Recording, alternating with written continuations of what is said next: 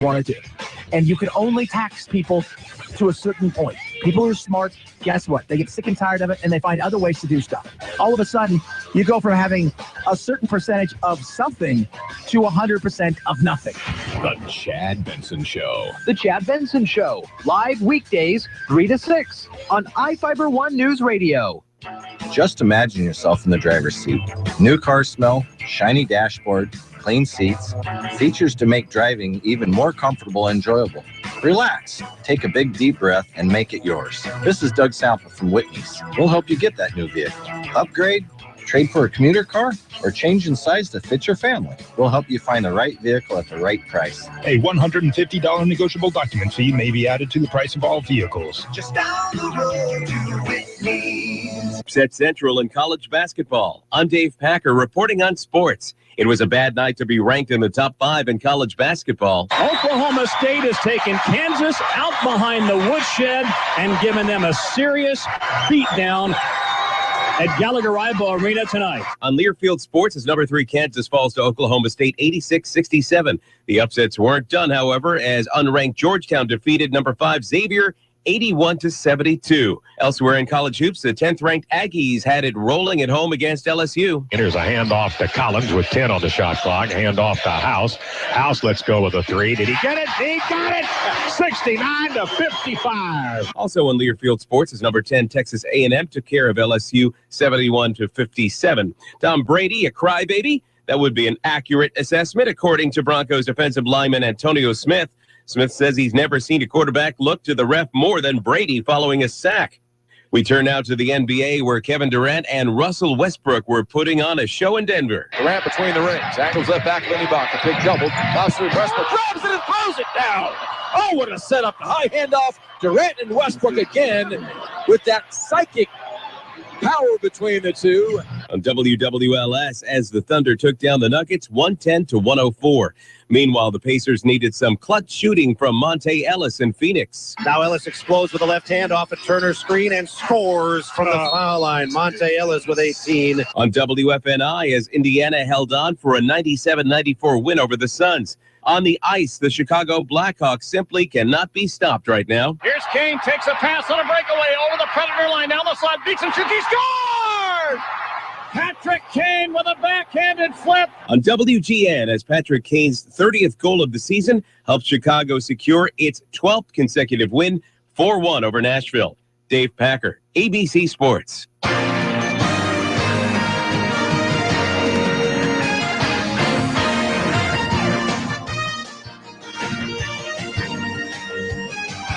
Well, good morning to you. iFIBER ONE Newsradio, Daybreak here. Jeff and Carol. Morning, Carol. Good morning, Jeff. Check the weather in a second. Right now, quick temp. What do you got? 41. Oh, man, 41. All right, let's check sports. Shall we? Got a great sports cast here for you right now. UW appointed Jennifer Cohen as interim athletic director. She'll take over for Scott Woodward, leaving to take over the AD position at Texas A&M. She's been at Washington for 15 years and most recently the Senior Associate Athletic Director for Development. North Thurston has named William Garrow their new football head coach. He was their defensive coordinator previously. Some of the winners in high school: boys basketball, Aberdeen over Eatonville, Tumwater over Centralia, girls basketball, Centralia over Tumwater, River Ridge over Franklin Pierce. In boys swimming, Wilson over North Thurston, Stillicum over Timberline, Aberdeen over River Ridge, and in some sort of a 3-way swim event, it was Lincoln, Foss, and Shelton. Really? All 3 of them were kind of all there. It was a trifecta. And if I'm looking at the scores right, Shelton beat both Lincoln and Foss in that one. And I hope that I am looking at those proper. College basketball score for you: Seattle Pacific 65, St. Martin's 46 in men's basketball. Tonight on iFIBER ONE Newsradio, Sean Wells has the calls in a high-def high school basketball broadcast. The Shelton girls welcome Wilson to town with the game tipping off around 7. Tomorrow, Gonzaga basketball on the radio at 7:40. Another video cast of high school basketball online Friday. Gonzaga back Saturday on the radio. And then Sunday is the NFL Championship Series which starts at 11 a.m. It's 6:12 now, and checking the forecast, here's Carol. Good morning. It's 41. On and off rain showers throughout the day with a high of 47. Rain tonight, and we might see 1 inch of rainfall by the day's end. Tomorrow, rainy, and Friday, possible thunderstorms in the afternoon. The weekend is looking a little better. We might see some sun Saturday and even more on Sunday. Right now, it's 41. Now, from the iFIBER ONE Newsradio studios, it's Daybreak. Providing local news, sports, weather, and interviews to the South Sound's most important people. You. From business leaders to politicians, from activists for change to advocates for the poor. Your neighbors and newsmakers are here on Daybreak.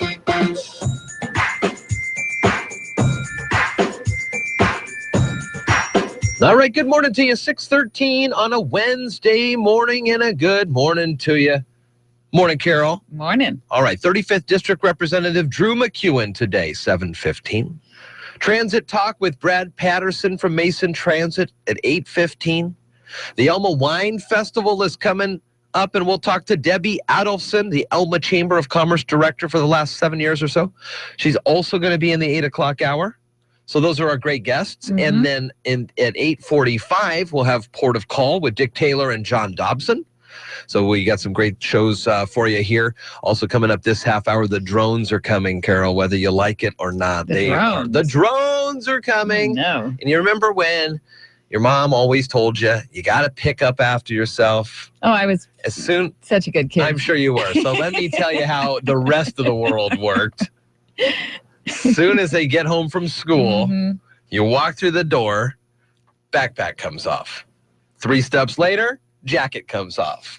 3 steps later, the right shoe, the left shoe. And in some cases, depending on the temperature, maybe the pants are... Maybe that's just a guy thing. Maybe. You never did that? Not till I got to my room, probably. I probably hung up my coat and put the stuff away. I mean, actually, I may have a different memory than my mom. Well, regardless, moms forever have been saying, pick up after yourself. Yes, they have. It's not happening, even on the moon. Wow. A lot of junk on the moon, apparently. We have an NFL Now segment coming up for you with Westwood One as they preview the championship series with Denver, New England, Arizona, and that other team that's over there on the other side. We'll be right back after this. Good morning to you. You're listening to Daybreak on iFIBER ONE News Radio.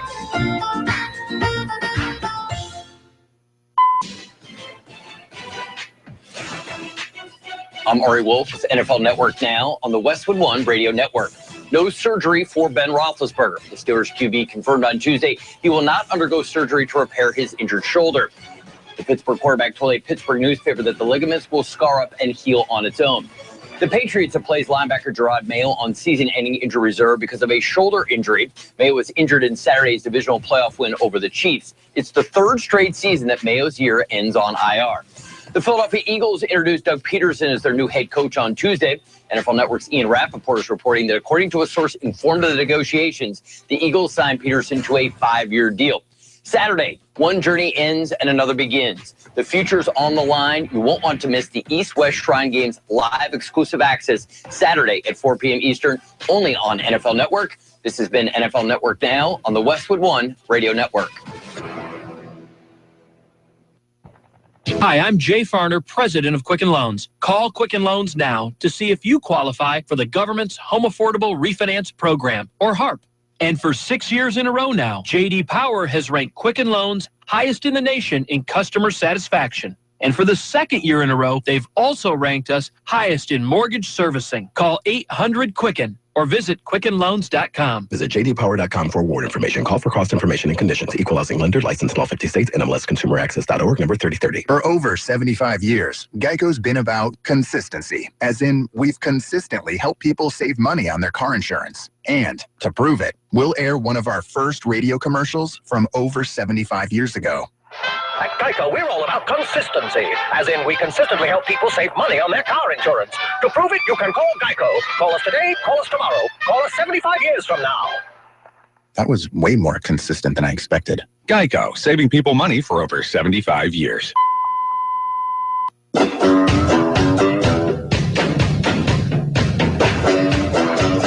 iFIBER One News Radio, 1030 KMAS and FM 103.3 presents Daybreak. All right, good morning to you. 6:17 on a Wednesday. It's the 20th of January. It's Inauguration Day. A year from today, we're going to have a new president. A year from today, this person will be sworn in. Yeah. Huh. Wow. I know. That's amazing. I think I saw a preview of what it's going to look like last night on the news. Oh, no. Oh, man, it was great. Oh, boy. No? All right. We can talk about that later. All right. The county, and Mary Lynn Foster has the story, but it's a great one. It's the top story on iFIBER1Newsradio.com this morning. The county okays an agreement to purchase some land that could be used for some park and recreation in a little bit. So that's pretty cool. Mason County purchasing about 58 acres fronting the head of North Bay for trails, water access, and recreational uses. And here's what's even better. It was a unanimous decision. All three of the commissioners voted together on this one. Approved an agreement with the State Recreation Conservation Office for the second phase of the so-called Coulter Creek land acquisition. This is adjacent to the existing Coulter Creek County Park off North Bay Road. Check out that story on iFIBER1Newsradio.com. That's under the local tab, and under the regional tab, we've got more stories to take note of. We do. We have a lot of stories, regional stories. We talk a lot about homeless. It affects not just us, it affects everywhere. And so Seattle mayor is looking to open up some parking lots to the homeless. People are living inside their vehicles. So he in a news release yesterday, he said the order seeks to open lots in Ballard and Delridge up near in Seattle to accommodate up to 50 vehicles. Huh.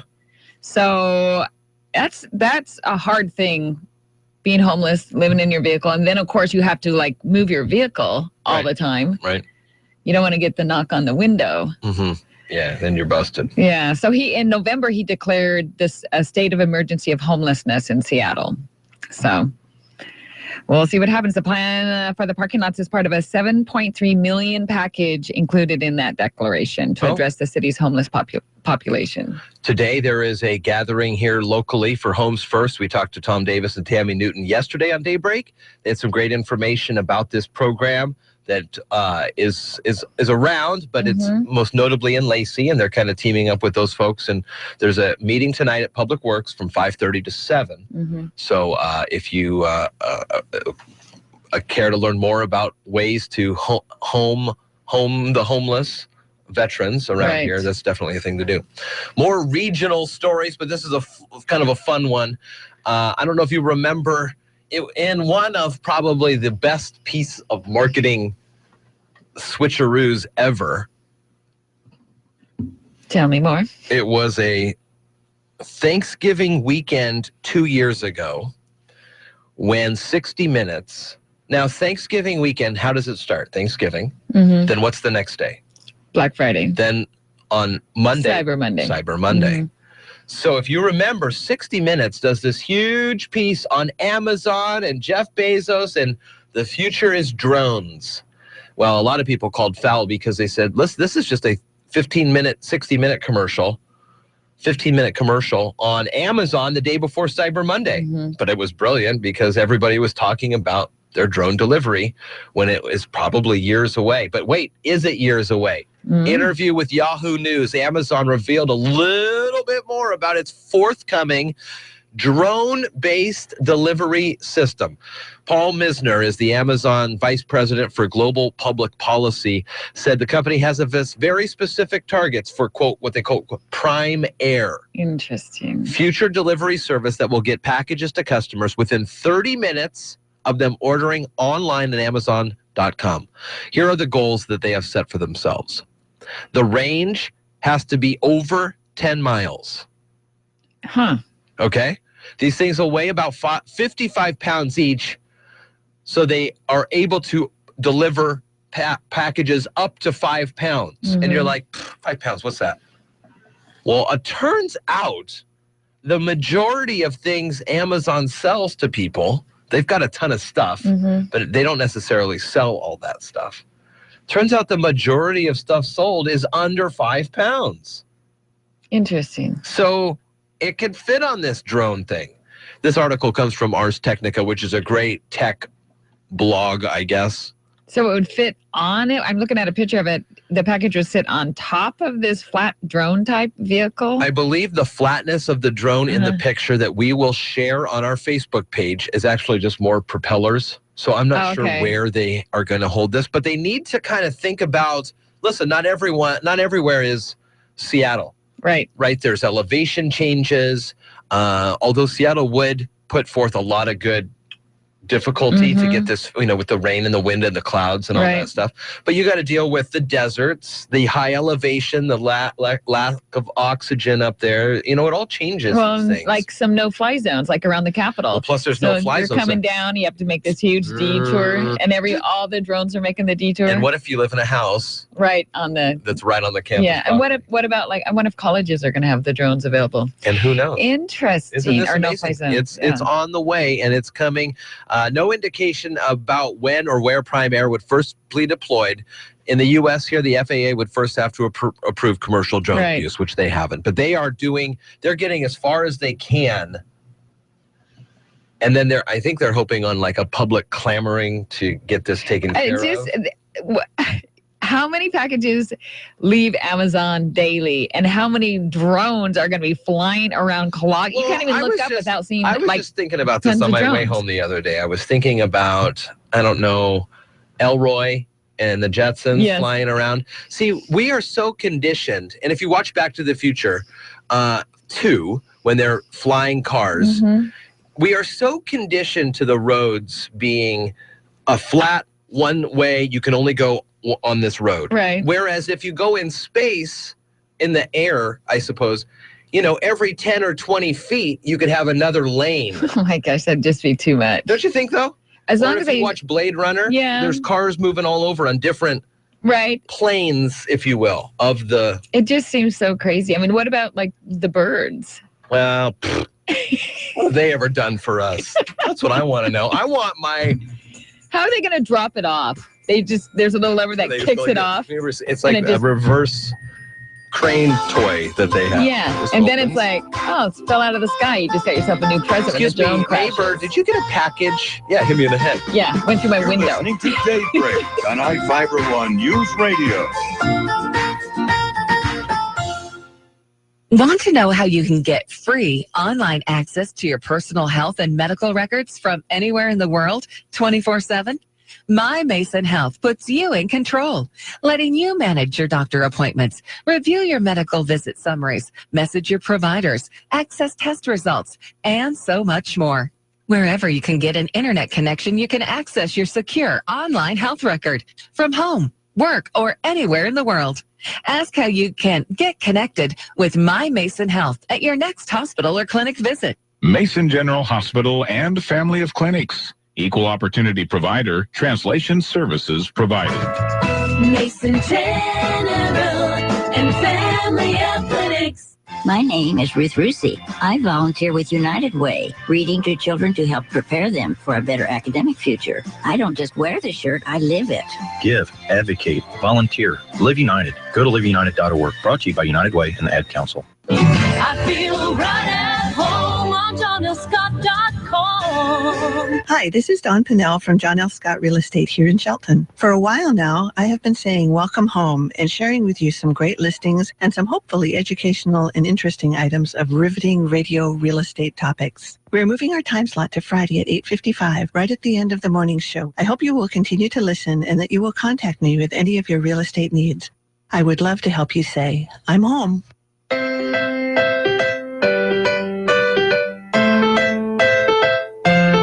From the iFIBER ONE Newsradio studios, you're listening to Daybreak.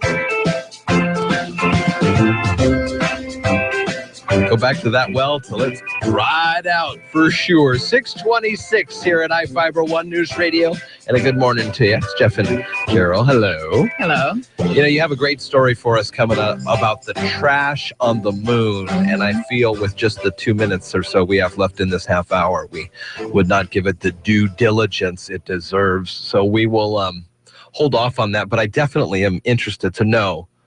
Well, that's just like with the drone thing. If all the space junk that's out there, it's on just different planes, 10-foot segments. I guess that's... Well, actually, that you bring up a great point. What about all the junk drones that fall all over the place? There's just going to be junk everywhere. Well, you mean like if these drones break down halfway through and then there's a package on them too? And well, yeah. There's a lot that they have to still... There's a lot to look at. Pretty interesting. I mean, look at the plastic bags everywhere. Drones everywhere. It's just going to be everywhere. I know. It's just we're going to be piled up in junk. Watch out, everybody. Watch out. All right. It is 6:28 here at iFIBER ONE News Radio. And we have got great guests coming up. Drew McEwen at 7:15. In the 8 o'clock hour, we'll talk with Brad Patterson from the MTA and Transit Talk this week. And also the Elma Wine Festival is coming up. And we'll talk to Debbie Adelson, who is the director of the Elma Chamber of Commerce in the 8 o'clock hour. The 9th annual Winter Wine Festival is coming up this weekend. It's the 23rd at the Grace Harbor Fair and Event Center in Elma. Some of the great bands and music that'll be there: Harbor native Erica Corbin, Heart by Heart. Pretty cool stuff here. Thanks to Vaughn & Company and Aberdeen Honda in Elma, the Chamber presents Heart by Heart, featuring original Heart band members Steve Fossen on bass and Mike DeRozier on drums, Seattle guitar legend Randy Hansen, and vocalist Somer Mayak and Lizzie Damont. Wow. So here's songs like Magic Man, Barracuda, and stuff. That'll be pretty cool. So there's a lot of great stuff going on, and the pre-sale tickets are available through today, and after today, the prices go up. We'll tell you where you can get those in our interview with Debbie. Port of call also today at 8:45 with Dick Taylor and John Dobson. Before too long, it'll be summer. It'll happen. Summer will be here, and there is a big event happening this summer, the Evergreen Tremors event. Right. We're bringing a lot of folks in from the military, and it's going to change the landscape for a weekend, but it'll be beneficial to everyone. Because, as they said on the port of call, underneath the airport, it's like rock. So it's not going to be as affected in the attempt of a major earthquake, whereas the harbor, we all know downtown Olympia, if there's a big earthquake, that thing will liquefy in a second. So we'll see. We'll all head to the airport. All head to Henderson Field. 6:30. You're listening to Daybreak on iFIBER ONE News Radio. Local news is brought to you by Fred Holmes Tree Service. FredHolmesTreeService.com, 427-4489. From the iFIBER ONE News Radio studios, I'm Marilyn Foster. Mason County is purchasing about 58 acres fronting the head of North Bay for trails, water access, and recreational uses. The county commissioners unanimously approved an agreement yesterday with the State Recreation Conservation Office for the second phase of the so-called Coulter Creek land acquisition adjacent to the existing Coulter Creek County Park off North Bay Road. Most of the $2 million forest and shoreline property acquisition is being paid for through a $1.8 million Recreation Conservation Office grant. The land purchase conserves the property's shorelines and tidelands for public use and allows passive recreation and water access to the public. A new report released by United Ways of the Pacific Northwest shows that 1 in 3 Washington households struggle to afford basic life necessities. The report details the size and scope of financial hardship in Washington, Oregon, and Idaho. Low-income households are referred to as ALICE, which stands for Asset Limited, Income Constrained, Employed. The United Way reported that 13% of Washington households were living in poverty in 2013, while 19% qualified as struggling households, for a total of 32% of households below the ALICE threshold. Regionally, the South Sound mirrors those numbers. Homes First of Lacey, a nonprofit that operates affordable housing in Thurston County, is teaming up with the Mason County Veterans Mentoring to conduct a public town hall meeting this week to discuss affordable housing for homeless veterans in Mason County. Tammy Newton from the Shelton Housing Authority and Tom Davis came to Daybreak to talk more about the program. One of the things we've been looking at is how do we solve the challenge of affordable housing for our veterans and really affordable housing in general. And we had the opportunity to talk with the folks over at Homes First. And they have a very interesting model because they're very much about affordable housing, but a rental market. So they are landlords. They keep the property. So, you have your Habitat, which is about affordable home ownership, and Homes First is about affordable home rentals. Tom Davis was able to talk the county commissioners into providing some funding. The model on this is to be self-sustaining. The idea is that this would be a platform. It's for veterans, homeless veterans, this particular project we're talking about, but it's a platform to address all homelessness in Mason County. But if it's self-sustaining, then it's more likely to succeed than if you always have your hat in your hand and asking for money. But to get the project started, naturally, you're going to need some money. State Representative Denny Heck, Thurston County Commissioner Bud Blake, and Mason County Commissioners will present information at the Town Hall this evening from 5:30 to 7 p.m. in the Mason County Public Works Building.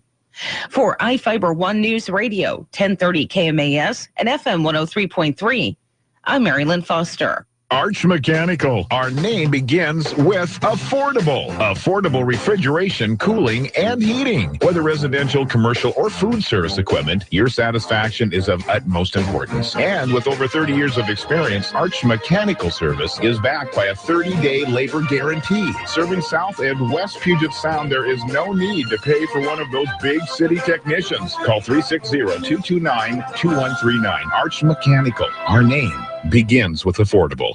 Set Central in college basketball. I'm Dave Packer reporting on sports. It was a bad night to be ranked in the top 5 in college basketball. Oklahoma State has taken Kansas out behind the woodshed and given them a serious beatdown at Gallagher-Iba Arena tonight. On Learfield Sports, as number 3 Kansas falls to Oklahoma State 86-67. The upsets weren't done, however, as unranked Georgetown defeated number 5 Xavier 81-72. Elsewhere in college hoops, the 10th-ranked Aggies had it rolling at home against LSU. Here's a handoff to Collins with 10 on the shot clock. Handoff to House. House lets go with a 3. Did he get it? He got it! 69-55. Also on Learfield Sports is number 10 Texas A&M took care of LSU 71-57. Tom Brady, a crybaby? That would be an accurate assessment, according to Broncos defensive lineman Antonio Smith.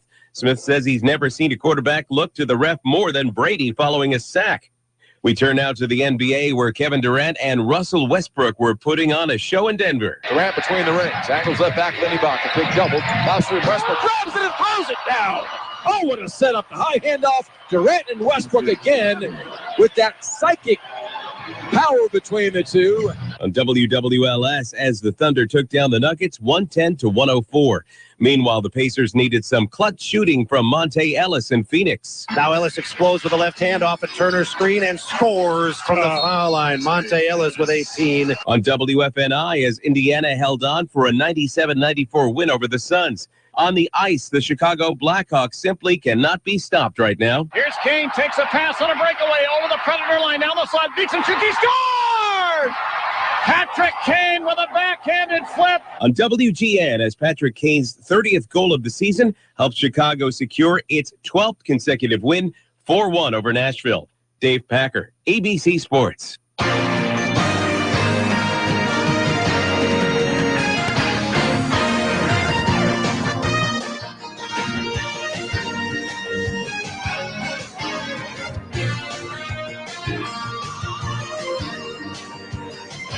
All right, good morning to you. It is a Wednesday here, the 20th of January, 364 days, or does today count 365 days? I mean, it's early enough that it's still the 365th day until new president. Oh, yeah. Countdown. Countdown, yes. Countdown is on. Officially the new president. We'll know in November.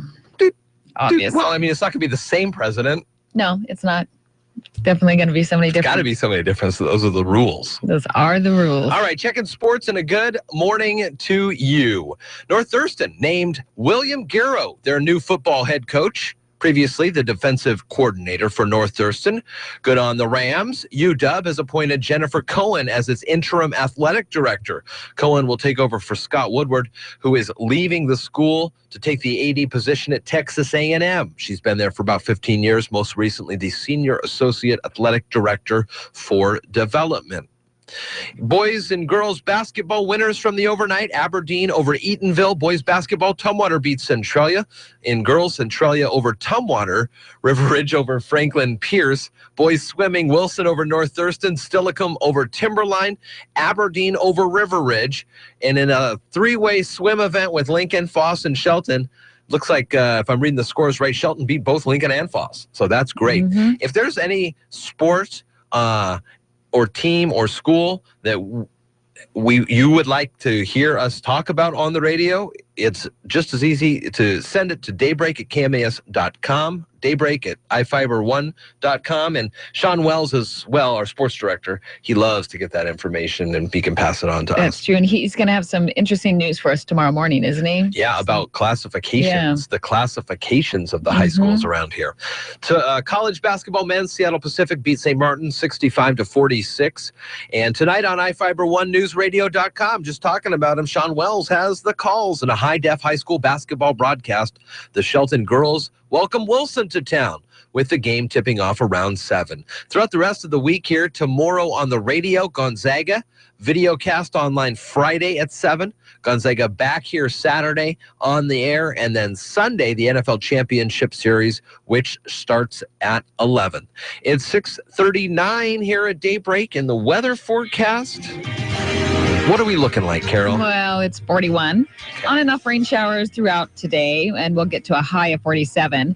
There'll be rain tonight, and we might end up with an inch of rain by the end of the day. Tomorrow, rainy, and Friday, possible thunderstorms in the afternoon. The weekend's looking a little better. We might see some sun on Saturday and even more for Sunday. It's 41. Now, from the iFIBER ONE News Radio studios, it's Daybreak. Providing local news, sports, weather, and interviews to the South Sound's most important people. You. From business leaders to politicians, from activists for change to advocates for the poor. Your neighbors and newsmakers are here on Daybreak. 6:39 here on a Wednesday morning, January 20th, and a good morning to you. Today on the show, 35th District Rep Drew McEwen comes by at about 7:15. We'll have our weekly transit talk with Brad Patterson from MTA at 8:15, and also in that 8 o'clock hour from the Elma Wine Festival and the Elma Chamber of Commerce, Debbie Adelson will be in. The Elma Wine Festival is this weekend. We'll talk to Debbie about where you can get your tickets. Also, Port of Call with Dick Taylor and John Dobson on the air at 8:45. On iFIBER1Newsradio.com, we've got some great stories under the politics tab. What's the top one there? Well, you remember the whole thing about the accidental early release of prisoners. Well, legislative subpoenas have been issued for documents related to this release with thousands of prisoners. Tuesday night, after the Senate Rules Committee, a 13-7 vote approved a resolution passed to sign the subpoenas, and they're going to be issued to the Department of Corrections, and then they're going to go be issued by the State Patrol to, I guess, these early released prisoners. Oh. So, and also software fixed to the coding error was already fixed, and that should be implemented this month. Interesting. Thanks to Rachel LaCour from the AP out there in Olympia, getting that for us. Some other stories. A group of Democratic lawmakers here in the state have announced a proposal to make community college and tech college free for state residents without a bachelor's degree. Some qualifying students could also get a stipend for books and other expenses based on family income. The lawmakers said at a news conference yesterday they did not include a way to pay for the program, deemed the Washington Promise program. The plan would apply to part-time students as well. If you remember, last year the president proposed that as well for the entire country. 6:41 here at iFIBER One. A beautiful picture on the recreation page That picture was provided to us by Angie Rebellis.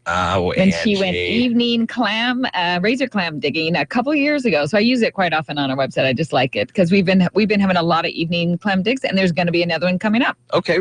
Starts January 21st tomorrow. So it's an evening clam dig. We have Long Beach and Copalis. That's it, Long Beach and Copalis. So we have that information on our website under the rec page. Evening digs. People love it. Get out there. We're going to get Jeff out there one of these days, either razor clam digging or so what do I digging. need for that? A clam gun? Is that what you're saying? A clam gun? Is that what I need to? Oh, you want me to use my hands? No, I think you should do both. Well, I will. I am a huge fan of trying it first, the original way. And I would imagine that'd be with my hands. Right. And then I'll do that for a few minutes and say, boy, this is tough. I appreciate what folks did back in the old days. Well, you have to have a fishing license also. Do you have a fishing license? No. Okay, so you do, yes, you do have to get one of those. You only can get 15 razor clams a day. You're required to keep those first 15. Okay. And you have to be 15 or older. Well, I think I barely apply there. We won't even go into that conversation. How do you get where do you go to the DFW's website? You can go there to get your license. You can probably just print one of those out. Or there's a couple places around town that you can go into the office to get a license. Whale researchers say they've documented another baby orca born here in the Puget Sound. Noah. National Oceanic and Atmospheric Administration officials said on the Facebook yesterday their researchers documented the new calf on Monday. The Center for Whale Research, which keeps a census of the orcas for the feds, also confirmed the new orca, the 9th born since December of 2014 to the endangered population of killer whales that spend time in the state's inland waters. And every so often we're fortunate to see them come down, even as far down as our way here in Oakland Bay. No officials also said on Monday they observed an orca pushing around a different newborn calf that had died. They say it's estimated that at least 50% of orca babies do not reach their first birthday. So that event that they saw was not unusual. 643, living the country life here on iFIBER ONE News Radio. You're listening to Daybreak on iFIBER ONE News Radio.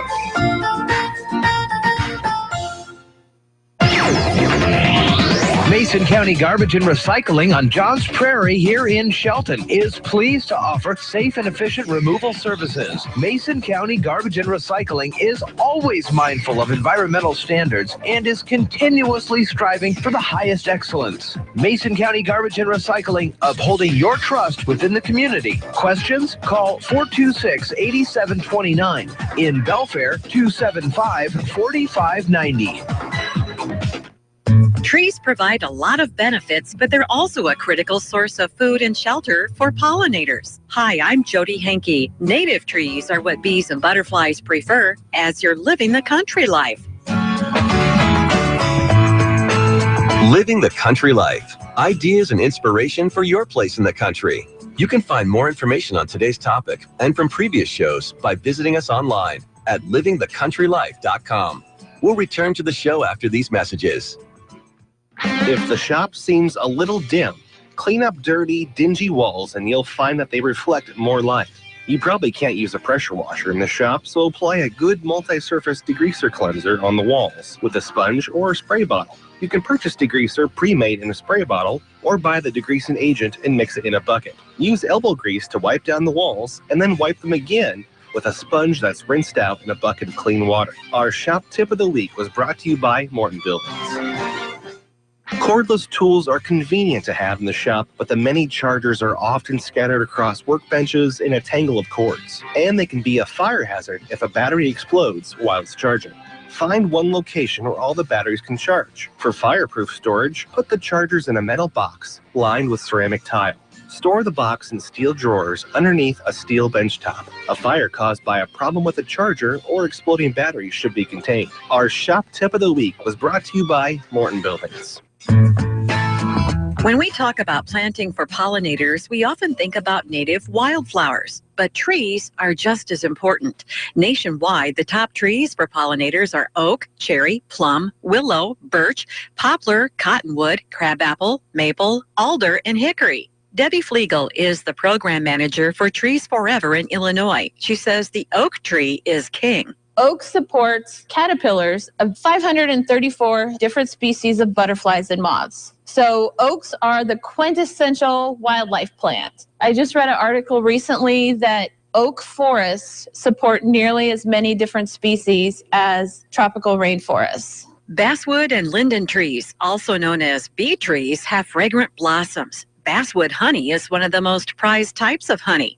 Willow trees support some of the showiest butterflies and moths. Flegel says flowering shrubs, such as the wild plum, provide a nectar and pollen party for bees, flies, and beetles. Flegel says we've all seen monarch butterflies on a bright sunny day, but have you ever wondered where they go when it rains? We don't think about things like that. Pollinators have to have shelter, whether it's the bark of a hickory tree or it could be a brush pile that you leave at the edge of your garden or the edge of your yard, edge of your farm, where you have gathered up all the sticks, you just leave it in a brush pile. They need shelter, place to get in out of the elements, as well as a place to hide from predators. Pollinators need food from early spring through late fall. Native trees can provide early sources of pollen when few other plants are flowering. You'll find more information on the best trees for pollinators at livingthecountrylife.com. I'll see you in the country.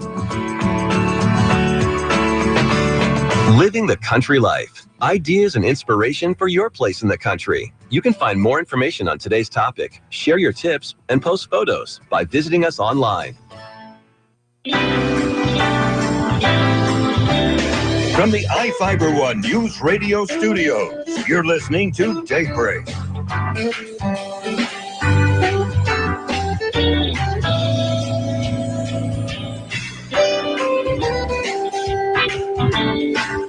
Oh, good morning to you. We got about 12 to the top of the hour, which means if you have to be somewhere at 7, you've got 12 minutes to get there. Oh, wow. No speeding.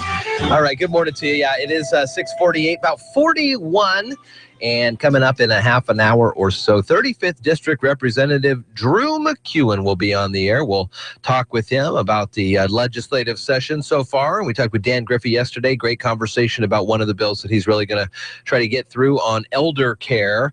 And you can watch that interview on iFIBER1newsradio.com.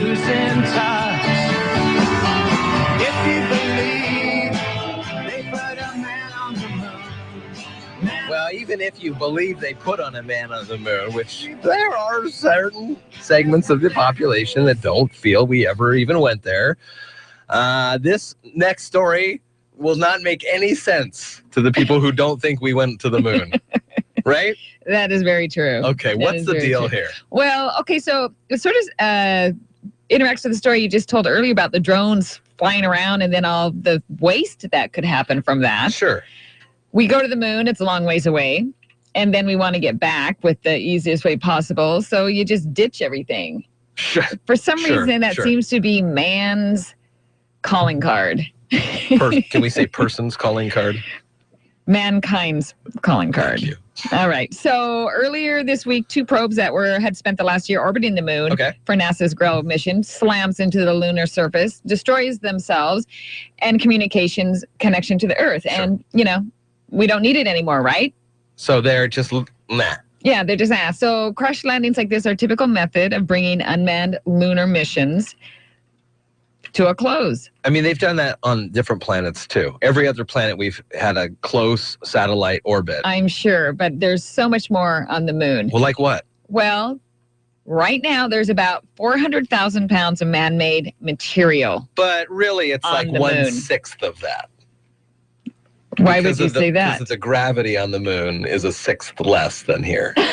No, Maybe that's what the NASA was trying to say. That doesn't affect it. So it's sort of funny. Buzz Aldrin and Neil Armstrong alone left more than 100 items on the Sea of Tranquility, some of them being shovels, rakes, and a plaque saying, "To the world and beyond, that we come in peace for all mankind." We come in peace. Don't worry about all this trash. Yeah, don't worry about that trash that we leave around. I mean, It just sort of reminds me that we used to pump all our sewage into the ocean thing, and the ocean was just going to, deal with it. And now we're, going, There's that one island that you were telling me about in the Pacific. Trash Island. Yeah, Trash Island. All that plastic island. Yeah, all right, all so the plastic. What are some of the crazier things? Well, there's more than 70 spacecraft. 5 American flags, 2 golf balls, 12 pairs of boots, TV cameras, film magazines, 96 bags of urine, feces, and vomit. I wouldn't want to take those home with me. No, but numerous cameras, accessories, hammers, backpacks, blankets, towels, all sorts of stuff like that. And, we have a lot of waste on our moon. I mean, is it just another landfill for the men? And it's all us. Men? Us, U.S. Yes. Well, no, that's not. I don't think that's. This is from the U.S., but. Well, definitely the bags of whatever is from us. Nobody else has been up there, allegedly. Right. And, the main thing is it's money. That's the reason why they do it. Well, they do all their mathematical equations and they say we can't get back home with this extra weight. So we'll jettison it. Right, but that's horrible. But also when they jettison, there's more than 21,000 pieces of space junk floating around. Like old satellites. Spent rockets, just tools, stuff that you just jettison because you just, you can't use them. They're too... I mean, remember when I'm sure you don't remember, when they came across the West and they had their wagons and then they had too much junk. So they had to shove their pianos out the back of their covered wagons. They said, we're taking our piano to Frisco. Yeah. They get to Missouri. Yeah. Yikes. I know. Hearing this stupid, they'll build a piano. Get rid of all those extra suitcases of clothes, or what do they call them? Those huge things that they had. There's a lot of stuff up there. Yeah, there's a lot of stuff up there. So let's say there are aliens. Now let's go one step further. There are aliens out there, and they're looking at the mess left on the moon and the mess orbiting our Earth. What are they thinking? I don't know. What do you think if you go somewhere and there's garbage everywhere? I think it's a mess. Everybody's so up in arms about Mount Everest. Yeah. And how there's backpacks horrible also. And frozen people and bags of just what you were mentioning. And people are outraged. Yeah, and they should be. I mean, pack it in, pack it out. Not on the moon. It's so far away. Who cares, right? You can't even see it. I know. My binoculars don't go that far, so. What do you care, right? Out of sight, out of mind. Out of sight, out of mind, exactly. That's how I do things. I'll share this on Facebook. Please do. 6:53, we'll be right back. You're listening to Daybreak on iFIBER ONE Newsradio. Are you tired of commuting to a job that makes someone else rich, working harder than ever, but getting nowhere? Do you hate spending hundreds of dollars every week on daycare, having someone else raise your children? With our opportunities, you can start earning money as soon as next week. You get to be the boss, work from home, and live a happier life. At Be the Boss Network, you'll find hundreds of work-from-home opportunities that you can literally start today and be earning money as soon as next week. Go to freedom31.com and start earning money as soon as next week. You get to be the boss. Get out of the rat race. Work from home. Go to freedom31.com right now and change your life today. That's freedom31.com. Go to freedom31.com and start earning money as soon as next week. You be the boss. Go to freedom31.com.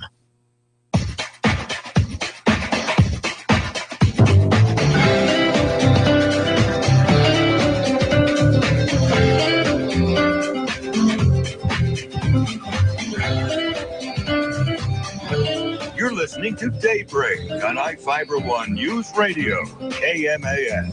6:55, got some folks talking about the drone story we had earlier on Daybreak. Justin Holsgrove from PUD3. Professor Power, Captain Kilowatt. What was his name when he came in here? Regardless, fun guy. Justin's great. All those folks at PUD3. So let us know what you think about that there on the Facebook, facebook.com. Here's another one. We always say, they found everything. And just when you get done saying the word everything, there's a new article out on the interwebs that we found something else. And this is the legendary Lost City of the Monkey God. And that's not just a kids' game show on Nickelodeon. Lost City of the Monkey God. Doesn't that sound amazing? Yeah, where's something this at? Straight out of Indiana Jones? Yeah. Scientists have unearthed a legendary lost city in the jungles of Honduras. For centuries, travelers and locals have had this story. The legend of the lost city where God is said to have fathered a half-human, half-monkey child or children, whatever. They haven't found any of those or any of the bones of those. But Honduras President Juan Orlando Hernandez has announced that a dig is to begin at the City of the Monkey God. And it was supposedly sighted by an explorer in 1940, but he never released the location. And later he took his own life. Last year, researchers found the remains of this lost civilization, including stone sculptures and the remains of a civilization unseen by human eyes for an entire millennia. So far, researchers have found 52 sculptures at the site, including what is described as a were-jaguar. So like it's a werewolf, but instead of wolf, it's jaguar. Weird. This place, pristine, nearly unlooted. The researchers say this is amazing. Totally rare. Wow. You're listening to crystal skulls? Daybreak on iFIBER ONE Newsradio.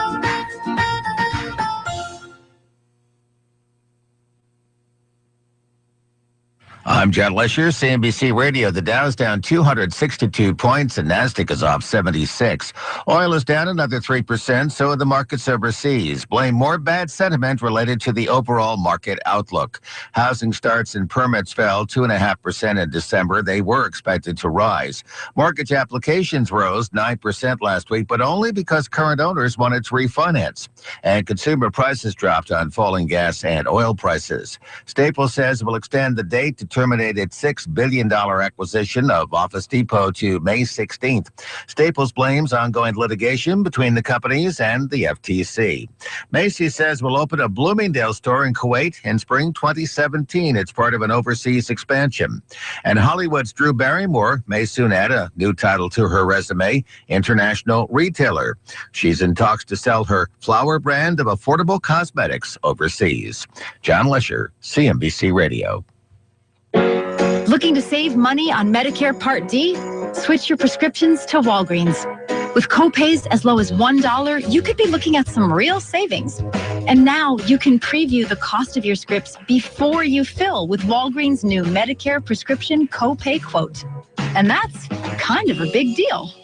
Walgreens, at the corner of happy and healthy.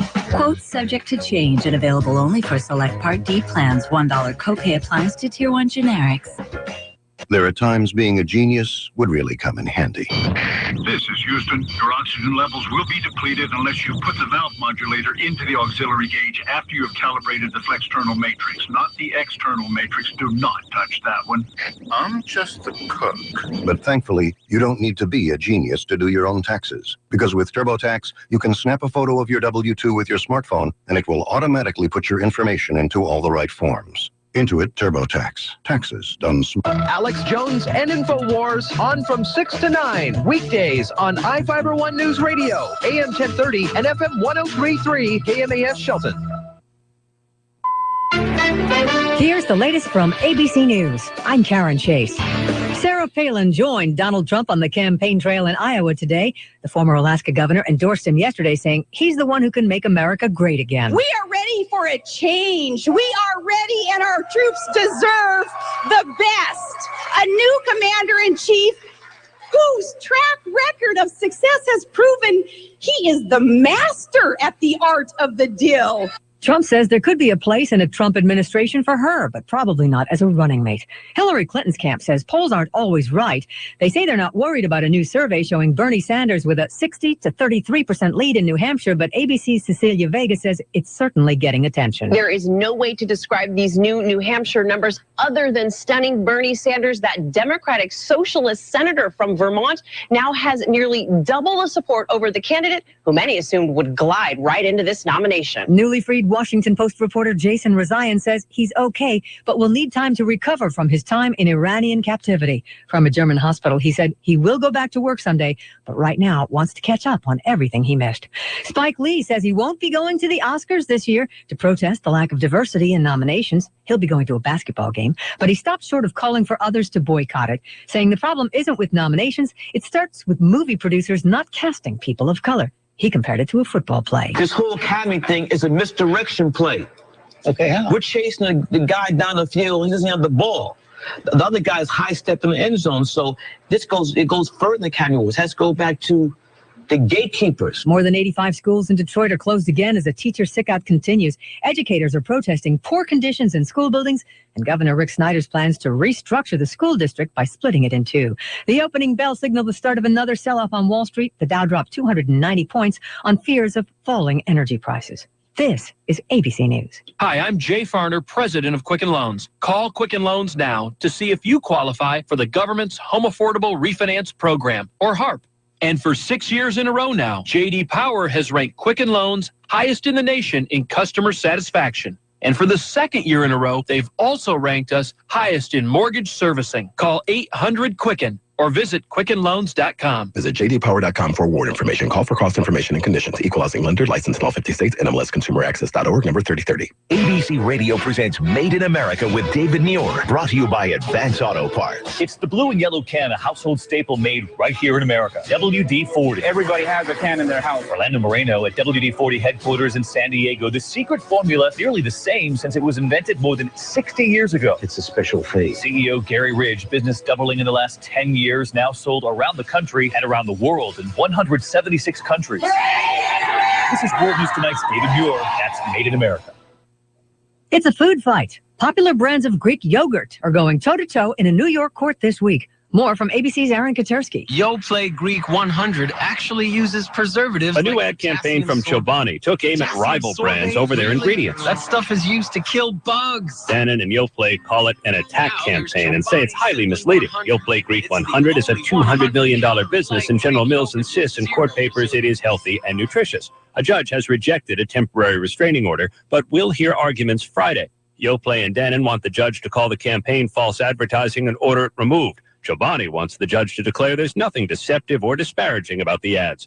Aaron Katersky, ABC News, New York. The average cost of a movie ticket hit a record high of $8.70 in 2015.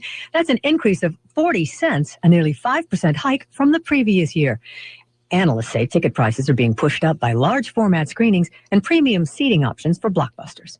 Karen Chase, ABC News. Local news is brought to you by Fred Holmes Tree Service. FredHolmesTreeService.com, 427-4489. From the iFIBER ONE Newsradio studios, I'm Marilyn Foster. Mason County is purchasing about 58 acres fronting the head of North Bay for trails, water access, and recreational uses. The county commissioners unanimously approved an agreement yesterday with the State Recreation Conservation Office for the second phase of the so-called Coulter Creek land acquisition adjacent to the existing Coulter Creek County Park off North Bay Road. Most of the $2 million forest and shoreline property acquisition is being paid for through a $1.8 million Recreation Conservation Office grant. The land purchase conserves the property's shorelines and tidelands for public use and allows passive recreation and water access to the public. A new report released by United Ways of the Pacific Northwest shows that 1 in 3 Washington households struggle to afford basic life necessities. The report details the size and scope of financial hardship in Washington, Oregon, and Idaho. Low-income households are referred to as ALICE, which stands for Asset Limited, Income Constrained, Employed. The United Way reported that 13% of Washington households were living in poverty in 2013, while 19% qualified as struggling households, for a total of 32% of households below the ALICE threshold. Regionally, the South Sound mirrors those numbers. Homes First of Lacey, a nonprofit that operates affordable housing in Thurston County, is teaming up with the Mason County Veterans Mentoring to conduct a public town hall meeting this week to discuss affordable housing for homeless veterans in Mason County. Tammy Newton from the Shelton Housing Authority and Tom Davis came to Daybreak to talk more about the program. One of the things we've been looking at is how do we solve the challenge of affordable housing for our veterans and really affordable housing in general. And we had the opportunity to talk with the folks over at Homes First. And they have a very interesting model because they're very much about affordable housing, but a rental market. So they are landlords. They keep the property. So, you have your Habitat, which is about affordable home ownership, and Homes First is about affordable home rentals. Tom Davis was able to talk the county commissioners into providing some funding. The model on this is to be self-sustaining. The idea is that this would be a platform. It's for veterans, homeless veterans, this particular project we're talking about, but it's a platform to address all homelessness in Mason County. But if it's self-sustaining, then it's more likely to succeed than if you always have your hat in your hand and asking for money. But to get the project started, naturally, you're going to need some money. State Representative Denny Heck, Thurston County Commissioner Bud Blake, and Mason County Commissioners will present information at the Town Hall this evening from 5:30 to 7 p.m. in the Mason County Public Works Building. For iFIBER ONE News Radio, 1030 KMAS and FM 103.3, I'm Marilyn Foster. The craziness is returning to the kennel. Wiltshire behind his back with a dribble, and he scores. Got Karnowski to his left, pulls up, shoots, scores, and a foul. Zags basketball from IMG. Corners, Nelson driving baseline and a two-handed throw-down dunk. Oh my goodness, Silas Nelson. From tip-off to the final buzzer. And throws it down with two hands. Follow the action all season long on your home for Bulldogs basketball, the Gonzaga IMG Sports Network. Ascend Roofing Company in Shelton's on top of it. 868-2730. Roofing work that speaks for itself. Hey, just a little note to say thank you for the outstanding work that you, Dennis, and especially Jorge and the crew performed for us on our roofing project. On a scale of 1 to 10, we rate it at 10.5. It was a fantastic feeling from start to finish. Your company is a first-class operation and will definitely give your name to all of our friends and family if they're in need of your services. You could be the next happy customer by calling Ascend Roofing. 868-2730. Set Central in college basketball. I'm Dave Packer reporting on sports. It was a bad night to be ranked in the top 5 in college basketball. Oklahoma State has taken Kansas out behind the woodshed and given them a serious beatdown at Gallagher-Iba Arena tonight. On Learfield Sports, as number 3 Kansas falls to Oklahoma State 86-67. The upsets weren't done, however, as unranked Georgetown defeated number 5 Xavier 81-72. Elsewhere in college hoops, the 10th-ranked Aggies had it rolling at home against LSU. Here's a handoff to Collins with 10 on the shot clock. Handoff to House. House lets go with a 3. Did he get it? He got it! 69-55. Also in Learfield Sports is number 10 Texas A&M took care of LSU 71-57. Tom Brady, a crybaby? That would be an accurate assessment, according to Broncos defensive lineman Antonio Smith. Smith says he's never seen a quarterback look to the ref more than Brady following a sack. We turn now to the NBA, where Kevin Durant and Russell Westbrook were putting on a show in Denver. Durant between the rings, angles it back, Lenny Bach, a big double. Mosley Westbrook grabs it and throws it down. Oh, what a setup. The high handoff. Durant and Westbrook again with that psychic power between the two. On WWLS, as the Thunder took down the Nuggets 110-104. Meanwhile, the Pacers needed some clutch shooting from Monte Ellis in Phoenix. Now Ellis explodes with a left hand off a Turner screen and scores from the foul line. Monte Ellis with 18. On WFNI, as Indiana held on for a 97-94 win over the Suns. On the ice, the Chicago Blackhawks simply cannot be stopped right now. Here's Kane, takes a pass on a breakaway over the Predator line, down the side, beats him, shoots, he scores! Patrick Kane with a backhanded flip. On WGN, as Patrick Kane's 30th goal of the season helped Chicago secure its 12th consecutive win, 4-1 over Nashville. Dave Packer, ABC Sports.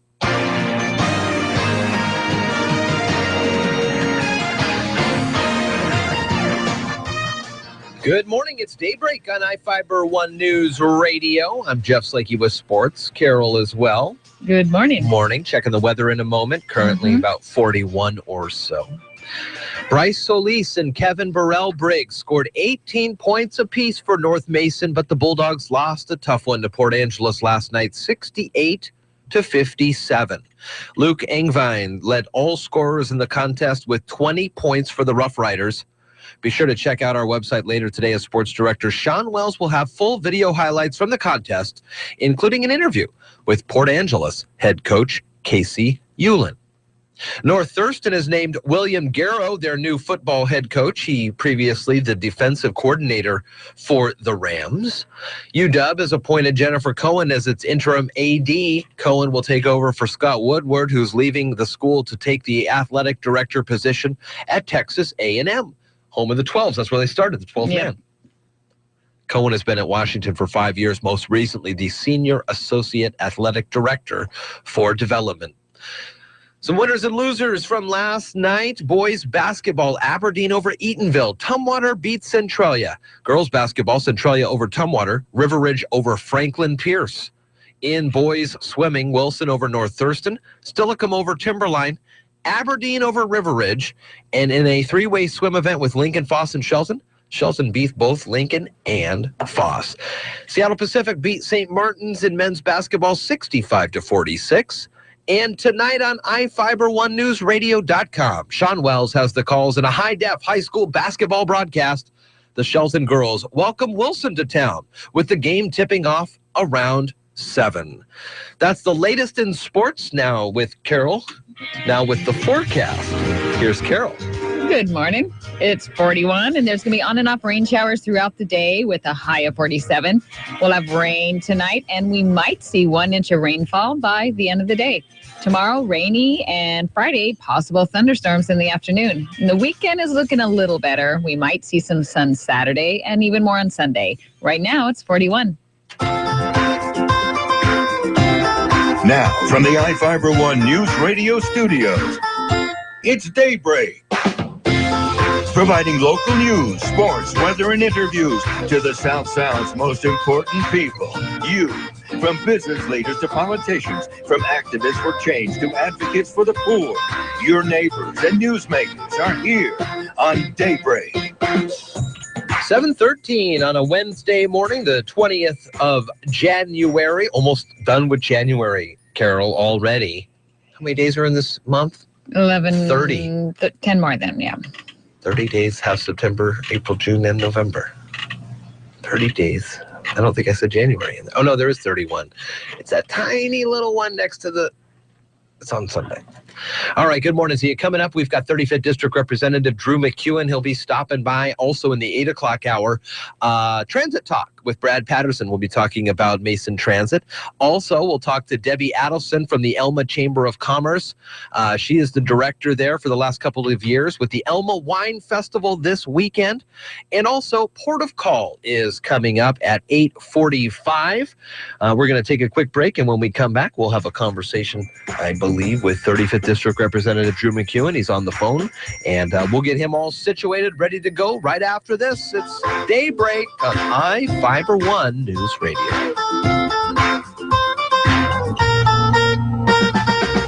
You're listening to Daybreak on iFIBER One News Radio. Are you tired of commuting to a job that makes someone else rich, working harder than ever, but getting nowhere? Do you hate spending hundreds of dollars every week on daycare, having someone else raise your children? With our opportunities, you can start earning money as soon as next week. You get to be the boss, work from home, and live a happier life. At Be the Boss Network, you'll find hundreds of work-from-home opportunities that you can literally start today and be earning money as soon as next week. Go to freedom31.com and start earning money as soon as next week. You get to be the boss. Get out of the rat race. Work from home. Go to freedom31.com right now and change your life today. That's freedom, the number 31.com.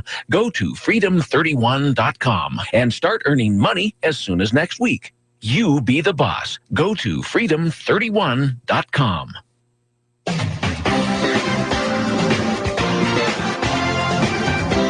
From the iFIBER One News Radio studios, you're listening to Daybreak. All right, 7:15 here at iFIBER One News Radio. On the line with us, it is 35th District Representative Drew McEwen. Morning, Drew. Good morning. How are we today? Good. How are you doing? Oh, not too bad, thank you. Hey, first off, congratulations. Saw that Smoke and Mo's got Business of the Year. Saw your picture there with the Shelton Chamber from the gala on this past Friday. Yeah, well, thank you. Yeah, pretty excited about that, and they work hard, and just proud to be in partnership with them. And but this is really a testament to them and everyone that works there. And yeah, they do a great job. My buddies, we were all meeting up in Grapeview this past weekend, and Saturday after the awards, they stopped at Smoke and Mo's for lunch before they came out. They says, "Oh man, food." Great. Hush Puppies. Are you kidding me? Very good stuff. Yeah, good to hear. So Drew McEwen on the air with us, 35th District Representative. And we talked to Dan yesterday. He was already looking, Dan Griffey, he was already looking to put some bills in the hopper or get ready to get this going. What about you this year? Do you have any legislative priorities that you'd like to look through? Yep, I've got a few going, and we don't have any of them scheduled yet on hearings, but that'll be forthcoming here in a few weeks. My main focus, my main priority this year with the short session is the getting the supplemental operating budget done. Again, I serve on the appropriations and the general government and IT committee, which oversees 68 state agencies. So I'm more on the fiscal end, and in a short session like this, that takes a good bulk of the time. But yeah, I got a few bills related election-wise, a couple of items dealing with the minimum wage issue, and a couple of local requests from some constituents. Those things always come up where you find inefficiencies in government and things that aren't quite right. So we're getting those done and introduced, and those are always fun to do when you can really help out a constituent with an issue that unfortunately requires legislation sometimes, but those are some of the most rewarding ones, as they're not necessarily political per se. So sure. Yeah, we'll have more info on all those here in the coming week or two, and have those scheduled in hearings, and keep you posted on that. It is a short session, and I was just reading some news notes from the legislature, and they were talking about getting the bills in and out of committee by specific deadlines, and they are coming up. And even though we've only been in session a week now, they are already coming up quickly. Yeah, it's I don't have the exact date in front of me, but it's early February that they've got to be through the committee end. And then voted off the House floor by the middle of February, so that the Senate has time to take our bills up, and vice versa. We take the Senate bills up and go from there. So, and hopefully somewhere in there we have the supplemental operating budget. The big news item this week will be the King County judge that is ruling on Initiative 1366, which was the initiative passed by the people in November that says that if the legislature does not propose a constitutional amendment for a 2/3 requirement, it would then lower the sales tax. And the legal challenge to that is that under our state laws, bills and subsequently initiatives can only deal with one subject at a time. And the argument is that has two subjects in it, and therefore is not valid. So everybody seems to believe that that judge is going to either put a stay on it to allow further court proceedings on it, or toss it out, in which case it would be appealed anyway. But so again, as the world sits today, I think most people in the legislature are anticipating that that's going to go away in one form or another, and won't be an issue for this legislature. But we'll wait and see what happens here tomorrow on it. Now, if I'm wrong, correct me, please, but I believe you're in favor of the 2/3 majority in working with these things. But is this but this way? How do you feel about it going through this way? Yeah, so I do support the 2/3 requirement for the legislature to raise taxes, and I do support that. I disagree with this initiative because I don't think you negotiate. I don't believe in negotiating with a gun to your head, saying if you don't do this, then we're going to have this happen, and that's just not it's not a good way to govern. The reality of it is that there is not 2/3, or it's not because it's an initiative. It would require 2/3 of the legislature to either suspend it or amend it, and put that forward as a constitutional amendment. It would require 2/3 support in both the House and the Senate, and that just isn't there right now. So it's just not gonna happen. And and again, I think there's better ways to do do these and address these issues than by that kind of an initiative. And while I support the 2/3 requirement, I don't support going about it in this manner. When you're sitting in the Appropriations Committee and you see this kind of hanging over, and now maybe the judge will throw it out, put a stay on, does that give you guys in the Appropriations Committee a little more breathing room, a little sigh of relief that maybe we can figure this supplemental budget out with this % of sales tax still in? Yes and no. Because in our work on the budget thus far, it has not been a consideration yet. We've been working from the standpoint that it wasn't going to be in there. Oh, okay. So yeah, I think we'd be more shocked if the court were to go the other way. Ah, okay. Well, we'll keep an eye on this. And you said it's today or tomorrow? Tomorrow that ruling happens. Okay. Well, we'll keep an eye on that. And once again, weekly, Drew McEwen, 35th District Representative here on Daybreak. We do thank you so much for coming in. And next week, we'll talk about maybe some of the other pieces of legislation that you are going to look to sponsor or co-sponsor. Yep. And do we have a quick 30 seconds here, too? Sure do. I wanted to, the issue that's brewing here and locally in the community, I just wanted to touch on real quick. And the Mason County Commission and hiring a lobbyist, which is certainly their prerogative to do so. But there seems to be a lot of misinformation out there coming out that, and I just wanted to clarify some things. And the assertion has been made by a commissioner that somehow we have not been responsive to the commission, that we're not reporting to them. And I'll tell you what, I take issue with that. I've had a great working relationship with every jurisdiction in the 35th District, whether it's Mason Transit, whether it's Kitsap County, Thurston County. Certainly talk routinely with Senator Sheldon, who serves on the commission, with Chair Jeffries, and and obviously this is being brought up by Commissioner Netherland. This is not a good way to develop a relationship by saying that they've had to hire somebody because we don't talk. That just is not the case. And we're going to have some further clarification coming from that. It's coincidental. I had my legislative aide search my entire email since I took office, and I've never had one from Commissioner Netherland, but I have certainly emailed him.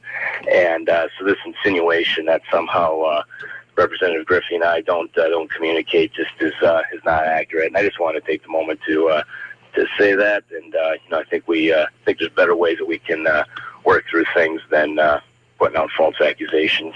All right. Well, thank you for making that clarification, and we appreciate you again taking your time with us here every week during the session.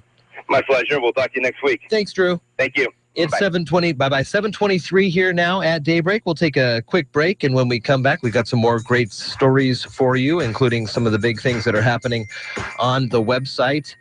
And there is a large... Something's going on with Antarctica. Is it good? Is it bad? I don't know. We'll find out next. Isn't that what you're talking about? I don't know. On iFIBER ONE News Radio. Local news is brought to you by Shelton Health and Rehabilitation Center. Find them online at sheltonhealthandrehab.com.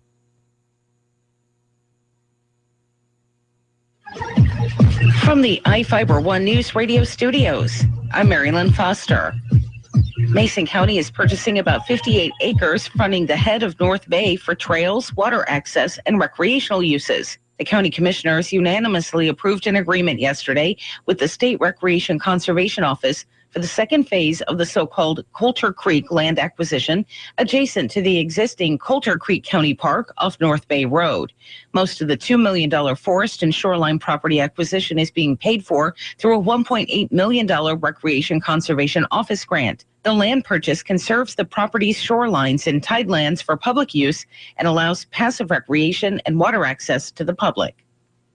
A new report released by United Ways of the Pacific Northwest shows that 1 in 3 Washington households struggle to afford basic life necessities. The report details the size and scope of financial hardship in Washington, Oregon, and Idaho. Low-income households are referred to as ALICE, which stands for Asset Limited, Income Constrained, Employed. The United Way reported that 13% of Washington households were living in poverty in 2013, while 19% qualified as struggling households, for a total of 32% of households below the Ellis threshold. Regionally, the South Sound mirrors those numbers.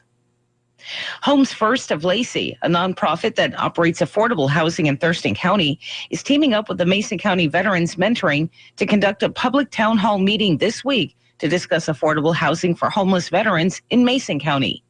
Tammy Newton from the Shelton Housing Authority and Tom Davis came to Daybreak to talk more about the program. One of the things we've been looking at is how do we solve the challenge of affordable housing for our veterans and really affordable housing in general. And we had the opportunity to talk with the folks over at Homes First.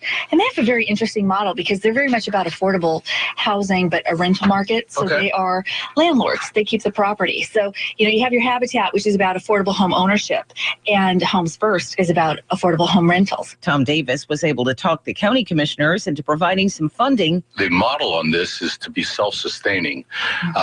The idea is that this would be a platform. It's for veterans, homeless veterans, this particular project we're talking about, but it's a platform to address all homelessness in Mason County. But if it's self-sustaining, then it's more likely to succeed than if you always have your hat in your hand and asking for money. But to get the project started, naturally, you're going to need some money. State Representative Denny Heck, Thurston County Commissioner Bud Blake, and Mason County Commissioners will present information at the town hall this evening from 5:30 to 7 p.m. in the Mason County Public Works Building.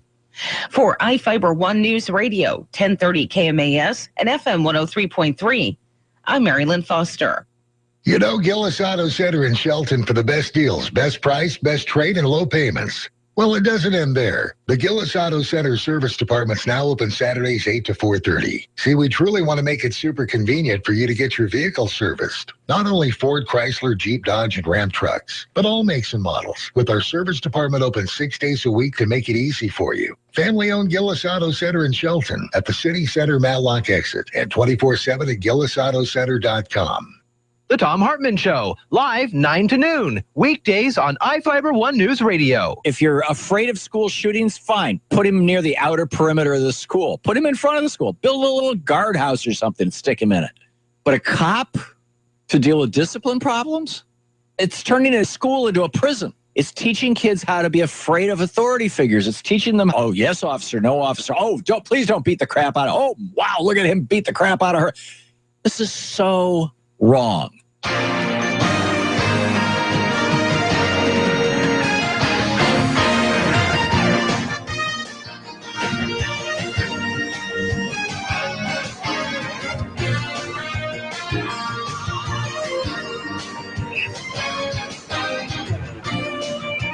Oh, we're off on our time here a little bit. I got discombobulated. Oh. It's 7:29 here now at iFIBER ONE News Radio. Marilyn Foster started. I thought it was 7:30. We're all messed up on our timing. I don't know what's going to happen now. Well, we can either replay Marilyn. We just had her on 5 minutes ago, or we can do it manually at 8. Do the news manually? Oh my gosh, that's not a bad idea, actually. All right, good morning to you. It is 7:29 here at iFIBER ONE News Radio. Coming up, we do have news and more conversations, plenty with Carol and I. Currently, it's about 41, and the forecast, kind of off and on cloudy as we've been seeing. I think what we're going to do here now is check with Marilyn Foster in her written news to us. One of the big stories that she's talking about is that Mason County is purchasing about 58 acres fronting the head of the North Bay for trails, water access, and recreational uses. County commissioners unanimously approved the agreement yesterday with the State Rec Conservation Office for the second phase of the so-called Coulter Creek land acquisition. That's adjacent to the existing Coulter Creek County Park off North Bay Road. Most of the $2 million in forest and shoreline property acquisition is paid for through a $1.8 million Recreation Conservation Office grant. County's matching share is $200,000. The land purchase conserves the property's shorelines and tidelands for public use, allows passive recreation and water access to the public. Yesterday on Daybreak, Carol and I talked with Tom Davis and Tammy Newton, and Tammy's from the Shelton Housing Authority, about a nonprofit that's out of Lacey called Homes First that operates some affordable housing in Thurston County. They're teaming up with the Mason County Veterans Mentoring Program, conducting a public town hall tonight from 5:30 to 7 at the Public Works Building, 100 West Public Works Drive.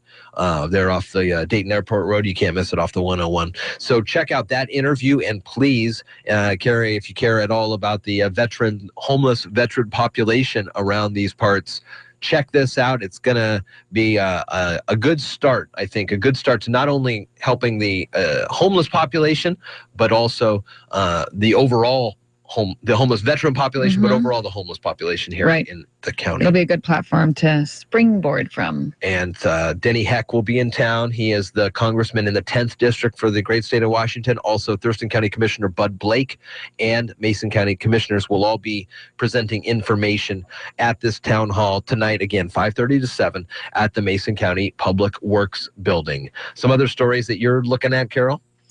Yes, the tuition at community and technical colleges in Washington would be free for state residents without a bachelor's degree, under a bill presented by a group of Democratic lawmakers. Some qualifying students could also get a stipend for books and other expenses based on family income, lawmakers said at a news conference. The plan would also apply to part-time students, and a way to pay for the free tuition hasn't been offered up yet, so it's sort of in the planning processes. The promising processes. The promising planning processes. Well, you got to have an idea. You got to start somewhere. Got to start somewhere, and that's with an idea. Legislative subpoenas have been issued for documents related to the erroneous early release of thousands of prisoners here in the state. Subpoenas seek documents related to a software coding error that led to the early release of up to 3,200 prisoners since 2002 due to miscalculated sentences. And finally, on iFIBER ONE Newsradio.com, under our recreation page, our environment page, we got some new news of a new baby orca. A new baby orca. Well, researchers say they've documented another baby orca born in Puget Sound. NOAA officials said on their Facebook page that researchers have documented the new calf. They say it's the 9th born since December 2014 to the endangered population of the killer whales that spend time in Washington State inland waters. And if you're looking for something to do starting tomorrow, you can go razor clam digging. Whoa. It's the evening digs, and we have all that information on our website under the recreation page. It's 7:33. Take a break, come back with sports, do another weather forecast for you. And this past weekend, I tried something I've never done before. And I'd like to share that story with you. All right. In just a little bit. It's 7:33, though, at Daybreak. You're listening to Daybreak on iFIBER ONE News Radio. The craziness is returning to the kennel. Wiltshire behind his back with a dribble, and he scores. Got Karnowski to his left, pulls up, shoots, scores, and a foul. Zags basketball from IMG. Corner, Nelson driving baseline, and a two-handed throw down dunk. Oh my goodness, Silas Nelson. From tip-off to the final buzzer. And throws it down with two hands. Follow the action all season long on your home for Bulldogs basketball, the Gonzaga IMG Sports Network.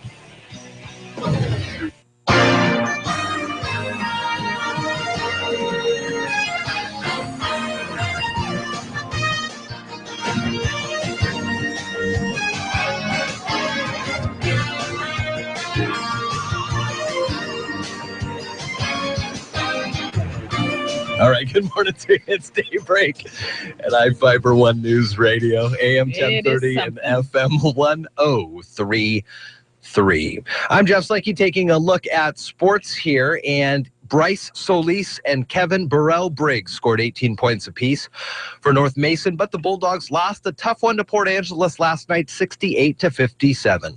Luke Engvine led all scorers in the contest with 20 for the Rough Riders. Be sure to check out our website later today as Sports Director Sean Wells has full video highlights from the contest, including an interview with Port Angeles head coach Casey Hewlin. North Thurston and the Rams have named William Garrow their new football head coach. He was the defensive coordinator previously for North Thurston. UW has appointed Jennifer Cohen as its interim athletic director. Cohen will take over for Scott Woodward, who's leaving the school to take the AD position at Texas A&M. Cohen has been at Washington for 15 years and most recently was the senior associate athletic director for development. Winners and losers in prep sports yesterday. Boys basketball, Aberdeen over Eatonville and Tumwater over Centralia. Girls basketball, Centralia over Tumwater. And River Ridge over Franklin Pierce. Boys swimming, Wilson over North Thurston, Stillicum over Timberline, and Aberdeen over River Ridge. And in a three-way swim event, Lincoln, Foss, and Shelton beat both Lincoln and Foss. College men's basketball, Seattle Pacific 65 and St. Martin's 46. Tonight on iFIBER, ONE Newsradio.com. Sean Wells has the calls in a high-def high school basketball broadcast. The Shelton girls welcome Wilson to town, and the game tips off right around 7 p.m. It's 7:36 now, and here's Carol to check us on the weather. Good morning. It's 41. We'll have on and off rain showers throughout the day with a high of 47. Rain tonight, tomorrow rainy, Friday possible thunderstorms in the afternoon. The weekend, we might see some sunshine on Saturday and forecasted for even a little more on Sunday. And right now, it's 41. Now, from the iFIBER ONE Newsradio studios, it's Daybreak. Providing local news, sports, weather, and interviews to the South Sound's most important people. You. From business leaders to politicians, from activists for change to advocates for the poor, your neighbors and newsmakers are here on Daybreak. No, there was 9 planets. You got rid of Uranus. I see what you did there. No, I think Pluto was the 9th planet that they said, enough with you. What's that Spaceballs joke about Pluto? I was on Pluto. I couldn't see anything, so I started feeling around at all the trees. And I said, I must be on Pluto. And they said, how do you know? Because of the bark. Pluto. Yeah. Bark, dog. Gotcha. Gotcha. Guess you had to be there. Yes. Spaceballs. Classic. Baseball. All right. Good morning to you. It is Daybreak here at iFIBER ONE News Radio. We got some great guests forthcoming here. Next hour, Transit Talk with Brad Patterson from Mason Transit. And the Elma Wine Festival is coming up this weekend. And we're going to talk to Debbie Adolfson from the Elma Chamber of Commerce. She'll let us know about some of the ways that you can buy tickets. The pre-sale goes through today. And you can pre-sale your tickets, $5 entrance only, or a wine tasting package for $15, which includes entry, a keepsake wine glass, and find 5 wine tasting tickets. So that's a pretty good deal. Have you ever done wine tasting like that, or Stephanie, or you guys gone on an adventure? It's really fun. Well, I mean, like, get to know new wines and. So. I have never done this, but Stephanie has, like at Oyster Fest or whatever. She'll go into the wine booth and get a flight, I think is what people call them. Yeah. Where you get a couple little tasters of things. Yeah, and it really, it's so nice because,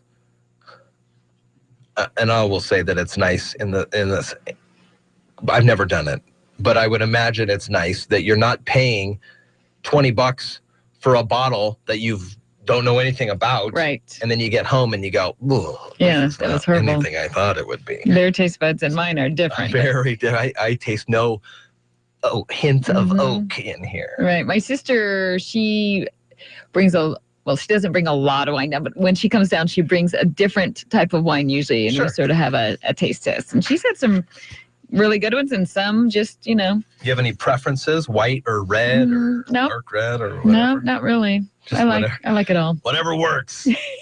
6:39 here, so we'll talk to Debbie. Those tickets for the 6:39? 7:39. Your time is off.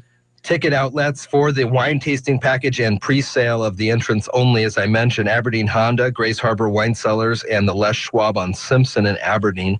Whitney Chevrolet in Montesano.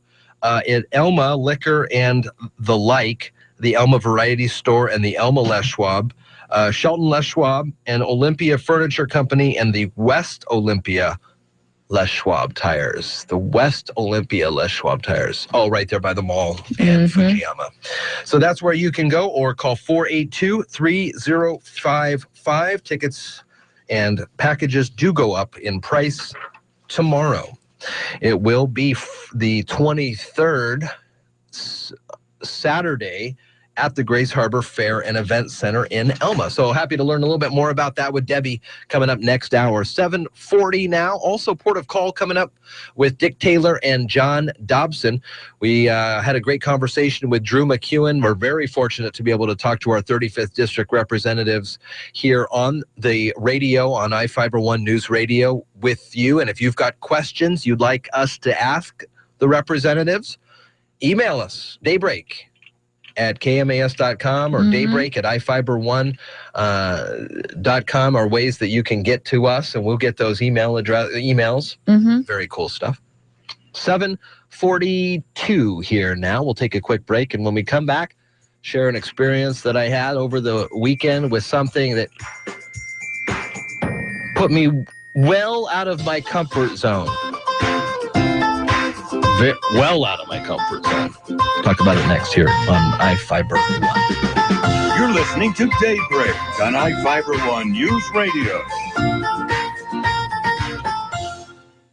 Is your business targeting the state's largest payroll? Military personnel at JBLM and Naval Base Kitsap surpass all others, and Swarner Communications gives your businesses direct reach into those markets with newspaper advertising, face-to-face events, email blasts, mobile marketing, reputation management, and more, all for one affordable price. Call Swarner Communications today, 253-584-1212. Habitat for Humanity of Mason County invites you to shop their local retail stores in Belfair and in Shelton. At Habitat for Humanity stores, you'll find amazing bargains on discounted home improvement supplies, gently used furniture, and so much more. And when you shop Habitat for Humanity, your dollars are put to work helping to improve, build, and maintain affordable housing right here in Mason County. Habitat for Humanity. Let's build a strong community together. Alex Jones and InfoWars, weeknights 6 to 9 on iFIBER One News Radio. And with Google Analytics and with Facebook behind it, they all met the same place Bilderberg met a few years ago. They met there a few years before that. They're north of London. This has all been publicly released and funded the Arab Spring, where they get the students, everybody out the street. But then the radicals use that once they take over to coup d'etat the coup. And then now you have an Islamic State over Libya, over Saudi Arabia, which is already quarterbacking it, over Syria, over Egypt.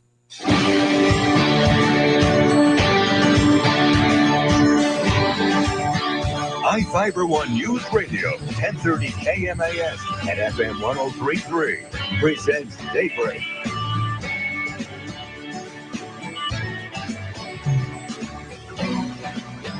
All right, good morning to you. 7:44 here at iFIBER One. Coming up still this half an hour, a beautiful celestial event is happening mornings for the next month or so, and Carol will have a story on that for us. Also, next hour, join us continuing with Brad Patterson from Mason Transit and from the Elma Wine Festival and the Elma Chamber of Commerce. Debbie Adelson will be in the 8 o'clock hour, and then at 8:45, we'll have Port of Call with 35th District Representative Drew McEwen. Port of Call with Dick Taylor and John Dobson from the Port of Shelton. All right, so got a story to tell you here about an event that I did, something that was well out of my comfort zone, and up until now, no real interactions with handguns. I think we've talked about this, and people who listen a lot, there's a lot of news stories all the time about guns and people dying from gun violence and whatever. So Tammy Newton, who was on yesterday with Tom Davis, hears us talk about these stories. And she's a friend of ours and a fan of the station, so she's listening. She always hears these news stories. And I talk about how I have had zero experience with handguns. Never held one, never really even been within a couple feet of one. They've always just not been part of my life. Okay, that's whatever. Although once I did do the turkey shoot at the Mason County Sportsmen's Association up on the Sanderson Field, and I got an award. No big deal. Well, there you go. Stephanie couldn't even hit the, never mind. All right, so Tammy has been taking these defensive classes at this place in Belfair called Garrison Defensive. And so she said the instructor is really good. She's learning a lot of stuff. She says, Jeff, come on up here. I'll take you up here. You meet the guy. You get an idea of what I've been learning and maybe become a little more familiar, understand these things. I heard this great the other day. And not that I have a stereotype about guns and handguns and things like that, but I guess I do since I've never been a part of one. I don't know. I'm only assuming how these all work. And I heard this the other day. Great thing about stereotypes is they shatter as soon as people become aware. You know, they get their own little bit of knowledge and they become aware. So anyways, I just so happen to be having a guys' weekend in Grapeview, and so it worked out great. Belfair is where this place is, in Grapeview, you know, Detroit of the West. So we met out there, and the owner instructor is Griff Woodford, right? And nice guy, and I didn't know what to expect. Already a little nervous because I've never held a handgun or anything like that. I thought, and I didn't know what to think. At first, I thought it was going to be like, hey, here's where the bullets go in. Here's where the bullets come out. Don't look down this hole, and there's the range. And if that were to happen, it would not have quelled me or calmed me in any sense, because I'm like, I'm holding this thing. I don't know what to do. I would have been miserable. So, I mean, I don't know what I'm doing. Fortunately not the case up here. So I spent most of the day learning and kind of an overview of all the classes that he does. And it is so much more than just the gun stuff, the handgun stuff. There's the defensive training.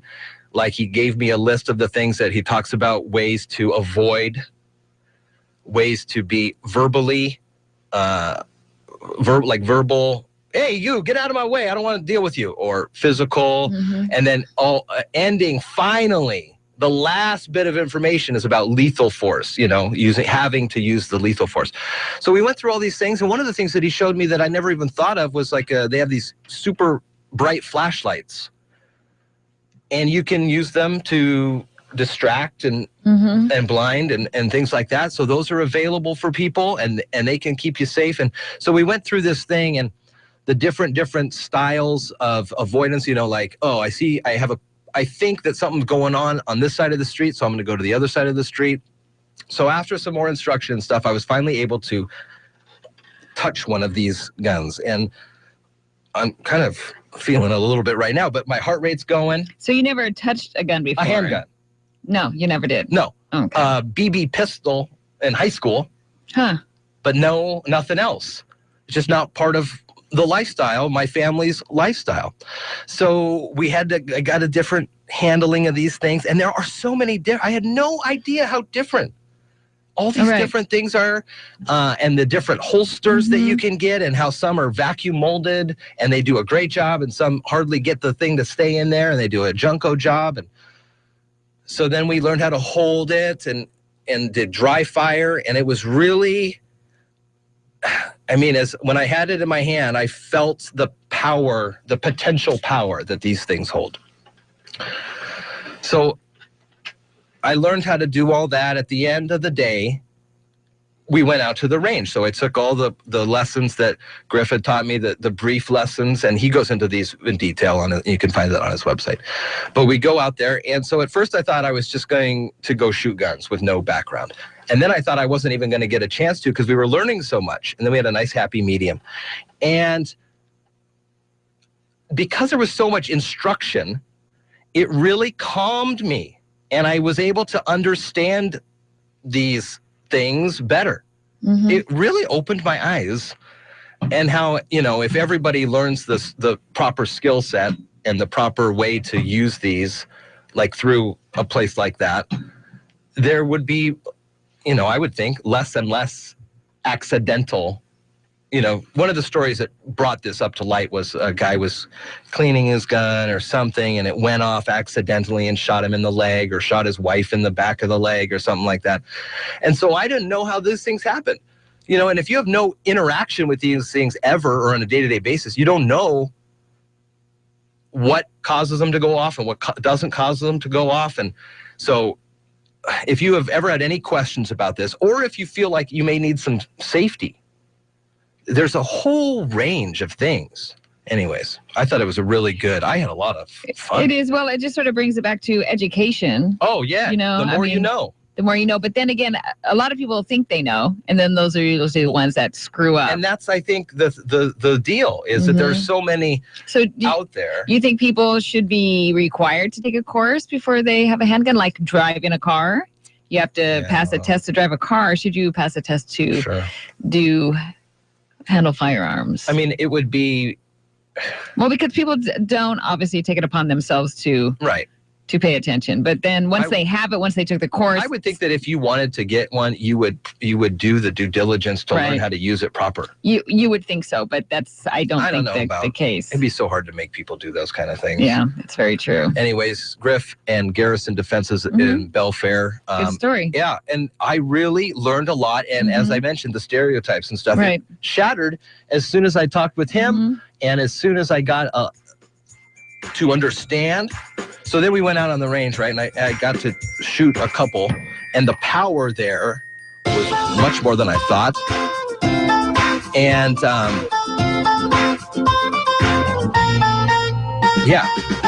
you're listening to Daybreak on iFIBER Garrison Radio.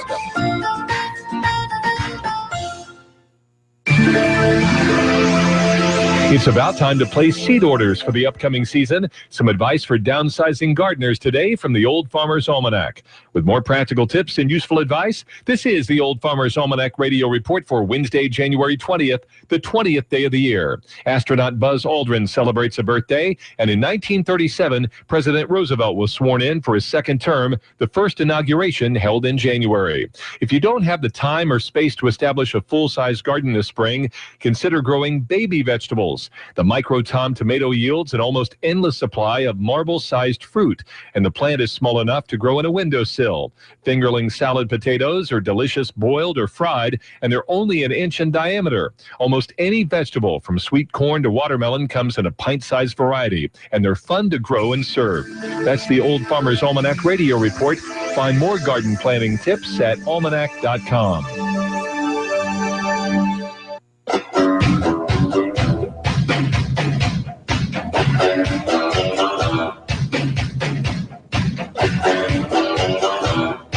You're listening to Daybreak on iFIBER ONE Newsradio.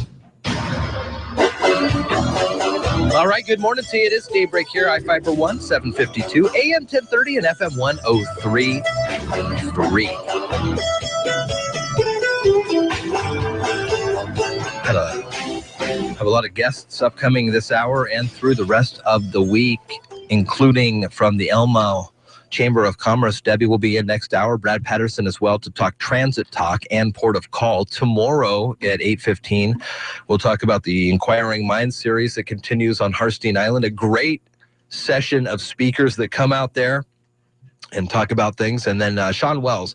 We're going to try to get Sean in here Thursdays in the 8:30 sports break, Carol, so we can talk with him about the week that was, where he'll be that night, and then the upcoming weekend when it comes to local sports. Yeah, that sounds great. He's a great, I like to say kid. He's been a great asset to the team already. Dr. Alex Apostle on Friday. All right, so we joked. I tried to joke earlier about Pluto and the planet, and it got lost. It got in the shuffle. They took it away. Yeah. The joke did for sure. That's fine. But the planet of Pluto was a planet, then it was too small to be a planet. You've got some breaking news this morning. Well, first off, I want to mention that if you do like to watch the planets and the stars. I do. 5 planets, Mercury, Venus, Mars, Saturn, and Jupiter, will be arranged on an arc across the sky early today and repeats every morning until late next month. Okay. So this is the first time in more than a decade that the 5 will be visible to the naked eye. Get up about 45 minutes before sunrise to catch the show. So that would be 7:05 in the morning. Yes, and that's from the New York Times. And then I was cruising the interwebs, and I saw an awesome breaking news headline. New evidence suggests a ninth planet lurking at the edge of the solar system. So now we are finding that there is an even further out planet than Pluto? Yes. Oh my gosh. And not just further out.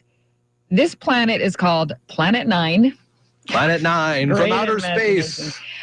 It is big. How big? They say 2 to 4 times the diameter of Earth, so it'd be the 5th largest planet after Jupiter, Saturn, Uranus, and Neptune. Wow. Yeah, but it's so far away, there's little sunlight that they can actually see with the telescope.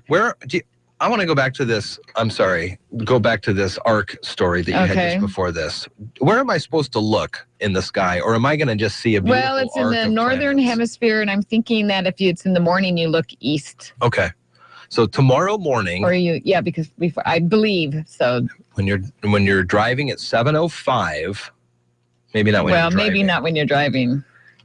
If you're outside at 7:05 tomorrow morning, look for a beautiful arc of planets.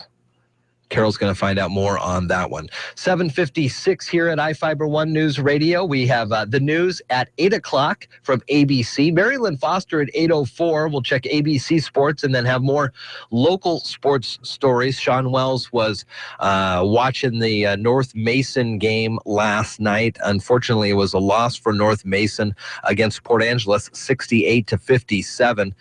It was Bryce Solis and Kevin Burrell-Briggs, who scored 18 apiece for North Mason.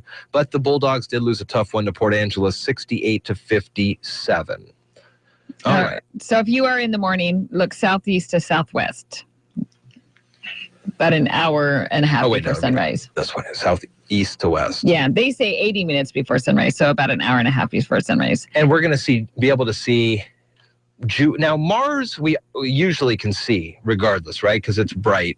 Usually you can see that during the winter. And so maybe if you follow the arc there, Mercury, all those planets. Yeah. Boy, that'd be astronomical amazement. Very cool stuff. Maybe one of these days, this 9th planet. Well, Planet 9. I know, and NASA's top scientist is sure we'll find signs of alien life in the next decade. When they say alien life, they probably mean bugs. Well, they think they found those microbioles in Mars. And there was a ice volcano on Pluto, I think they found the other day. And, when there's ice, that is a signifier of water. And water is one of the building blocks needed to move this thing along. And, interesting. So is Pluto still a planet? Are we still at 9? Should we have 10 planets? I'm not sure. Well, I think that he wrote the book How I Killed Pluto and Why It Had It Coming. He says maybe it's time to rewrite the textbooks again because of this new planet. So Pluto spent 3/4 of the century as the 9th planet. Then a decade ago, it got a demotion. Did I remember that? Everybody was up in arms. His Brown is the guy that did it. His daughter even it's still a sore subject at his house. Poor Pluto. All right, we'll take a quick break here. It's just about 8 o'clock on iFIBER ONE. ABC News coming up next. Marilyn Foster has the latest in local news, brought to you this time by Fred Holmes Tree Service, and more on the way. You're listening to Daybreak on iFIBER ONE News Radio. Are you tired of commuting to a job that makes someone else rich, working harder than ever, but getting nowhere? Do you hate spending hundreds of dollars every week on daycare, having someone else raise your children? With our opportunities, you can start earning money as soon as next week. You get to be the boss, work from home, and live a happier life. At Be the Boss Network, you'll find hundreds of work-from-home opportunities that you can literally start today and be earning money as soon as next week. Go to freedom31.com and start earning money as soon as next week. You get to be the boss. Get out of the rat race. Work from home. Go to freedom31.com right now and change your life today. That's freedom31.com. Go to freedom31.com and start earning money as soon as next week. You be the boss. Go to freedom31.com. Dave Ramsey helps you handle your money. Weekdays from noon to 3 on iFIBER ONE News Radio. AM 1030, FM 103.3, KMAS Shelton. Here First, the latest from ABC News. I'm Karen Chase. Stocks started the day with a drop. The Dow lost more than 330 points in the opening minutes. Falling energy stocks led the way as oil prices continued to slide. U.S. crude dropped 2% to under $28 a barrel, a sign some say the global economy may be slowing. Sarah Palin was a no-show at a Donald Trump rally today, a day after she enthusiastically endorsed him, calling him a proven winner, and said she would campaign with him. ABC News political consultant Matthew Dowd says her endorsement may have a strong impact on the campaign. I think it's actually one of the more powerful endorsements that you can get. Keep in mind, Sarah Palin is more popular than any Republican candidate running for president right now among Republicans. Bernie Sanders got an endorsement from Ben of Ben & Jerry's Ice Cream. The same day, he got good news in the latest poll showing he's opened up a huge lead over Hillary Clinton in New Hampshire. ABC's Cecilia Vega has the surprising numbers. That new poll showing the Vermont senator with his biggest New Hampshire lead yet, 27 points over Clinton. And another shocker, 91% of New Hampshire Democrats view Sanders favorably. For Clinton, 65%. Washington Post reporter Jason Rezaian thanked those who fought for his release from Iran. In a statement from a German hospital, he also thanked his doctors and said, as a journalist, he never wanted to be a part of the story he was covering, and he will go back to work at some point. But now he just wants to catch up by seeing a Warriors game or maybe the new Star Wars movie. Call us. We won't call you. That's the message from the IRS. It says if someone claiming to be from their agency calls saying pay your back taxes or face jail time, hang up. Scammers placed more than 3 times as many bogus collection calls last year and collected more than $26 million from unwitting victims. Spike Lee is making it clear he's not calling for others to boycott the Oscars, though he won't be going to protest the lack of diversity. He blames producers for not hiring enough people of color. This is ABC News. What would an extra $250 a month mean to you? For some, it's a little financial breathing room. For others, it's a car payment, a home repair, or help with college tuition. Hi, I'm Jay Farner, president of Quicken Loans, and I've got some great news if you're looking to save money on your mortgage. All it takes is a simple phone call to Quicken Loans at 800-QUICKEN to see if you qualify for the government's Home Affordable Refinance Program, or HARP. Folks who refinance with HARP can save an average of $250 a month. That's $3,000 a year. Our home loan experts fully understand the HARP guidelines, and they'll walk you through our streamlined process. And for 6 years in a row now, J.D. Power has ranked Quicken Loans highest in the nation in customer satisfaction. And for the 2nd year in a row, they've also ranked us highest in mortgage servicing. Call 800-QUICKEN or visit QuickenLoans.com. Visit jdpower.com for award information. Call for cost information and conditions. Equal housing lender. License in all 50 states. NMLSConsumerAccess.org. Number 3030. Now, from the iFIBER ONE Newsradio studios, it's Daybreak. Providing local news, sports, weather, and interviews to the South Sound's most important people. You. From business leaders to politicians, from activists for change to advocates for the poor, your neighbors and newsmakers are here on Daybreak. Well, good morning to you. It's 8:03 here at iFIBER ONE News Radio, and Jeff and Carol are happy to have on the phone line this morning from the Elma Chamber of Commerce. It's Debbie Adolfson to talk about the Elma Wine Festival this weekend. Good morning, Debbie. Good morning. How are you doing? I'm doing great. Really excited to talk about this with you. The Elma Winter Wine Festival is coming up this weekend at the Grays Harbor Fair and Event Center in Elma. Some of the things that are there: wine tasting, beer garden, wine sales, and more. Debbie, tell us about the event. Okay. Well, this is our 9th annual event, and it's the biggest event our chamber holds, and it's just a great, fun time to come out, spend time with your friends. We have entertainment going all day. We have wineries, we have vendors, we have food, we have entertainment. We have a big silent auction. So there's something to keep you entertained and just to get out of the cold, the wet, and inside. And our theme is Get Uncorked. Yeah, well, I think a lot of fun will be had. I'm looking at your entertainment lineup on both the beer garden and the courtyard stage. You guys have 2 stages here. Erica Corbin is a Harbor native who's going to start the things off at 1 until 3. What can you tell me about her?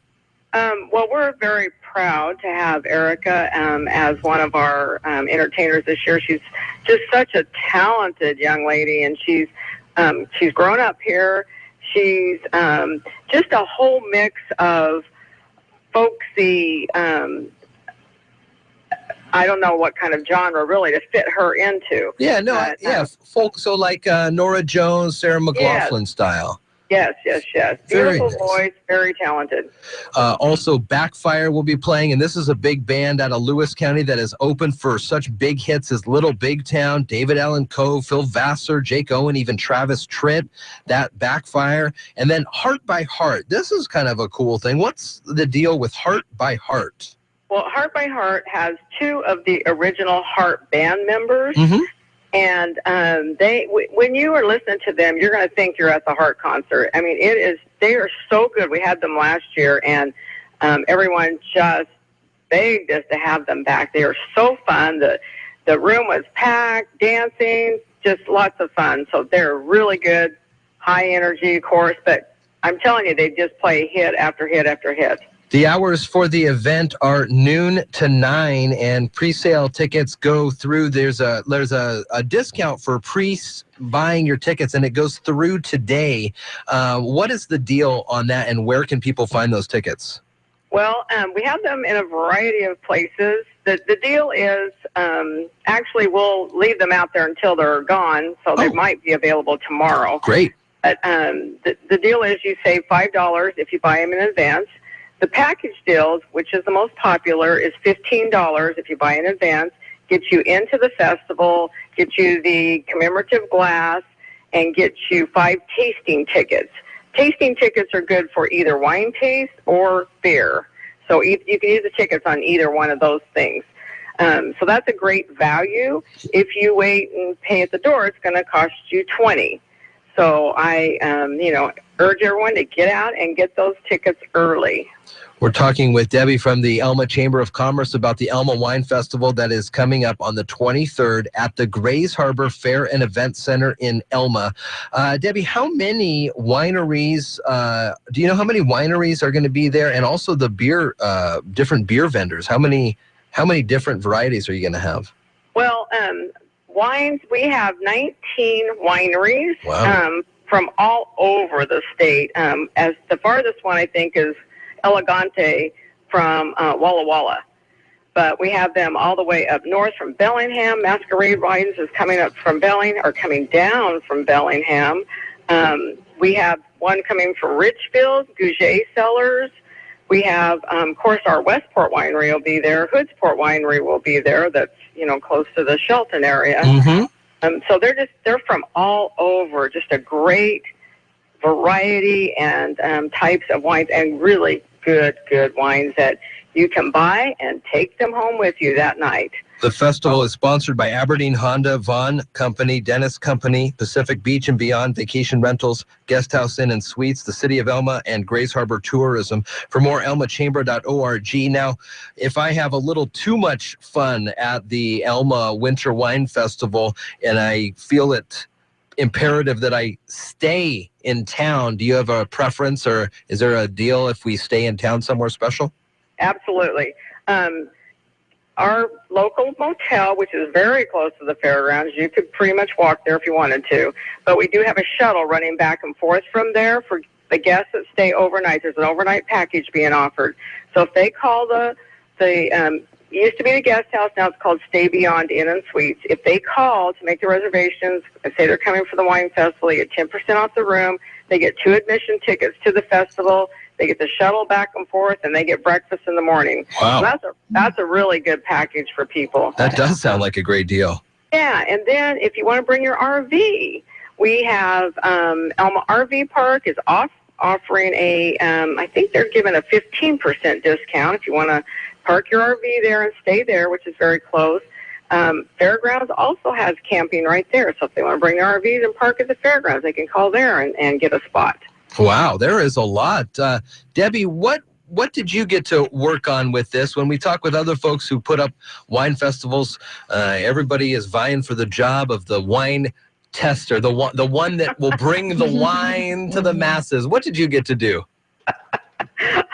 I get to put out all the fires, so I don't get to do any of that fun stuff. No, and I'd like to mention we have 60 volunteers that run this. Wow. So everybody in there is wearing a volunteer wino shirt, which is very coveted. But the only way you can get it is to be a volunteer. So we really, we can't do it without the people that help us put this on. No, that's true. Yeah, it's a great event, and the community supports us. We just have so many things donated for the silent auction that, there's something you're going to want to take home. Yeah, so when people show up to the Elma Wine Festival at the Grace Harbor Fair and Event Center in Elma, where do we go to see what's going on with the silent auction? Well, when you come in, we will have first we'll give you a brochure that tells you exactly what's going on at the wine festival, lists all the wineries, the vendors, the food, the entertainment, so you'll have that.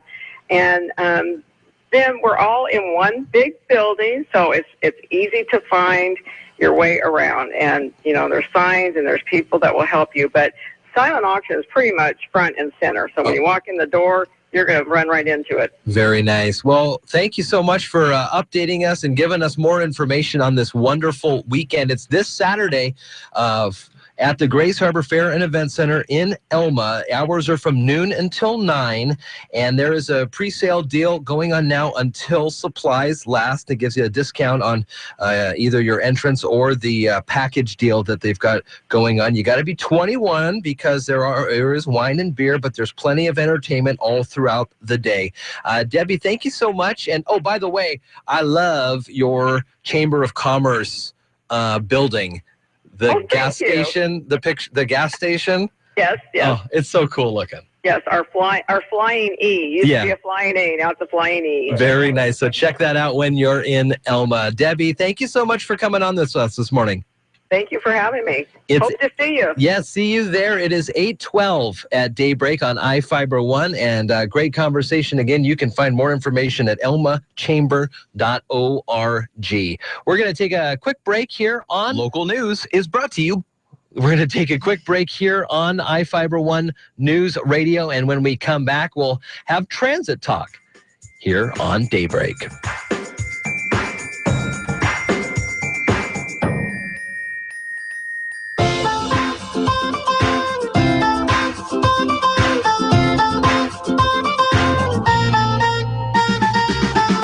Listening to Daybreak on iFIBER 1 News Radio. The craziness is returning to the kennel. Wiltshire behind his back with a dribble, and he scores. Set Kornowski to his left, pulls up, shoots, scores, and a foul. Zags basketball from IMG. Corners, Nelson driving baseline and a two-handed throw down dunk. Oh my goodness, Silas Nelson. From tip-off to the final buzzer. And throws it down with two hands. Follow the action all season long on your home for Bulldogs basketball, the Gonzaga IMG Sports Network.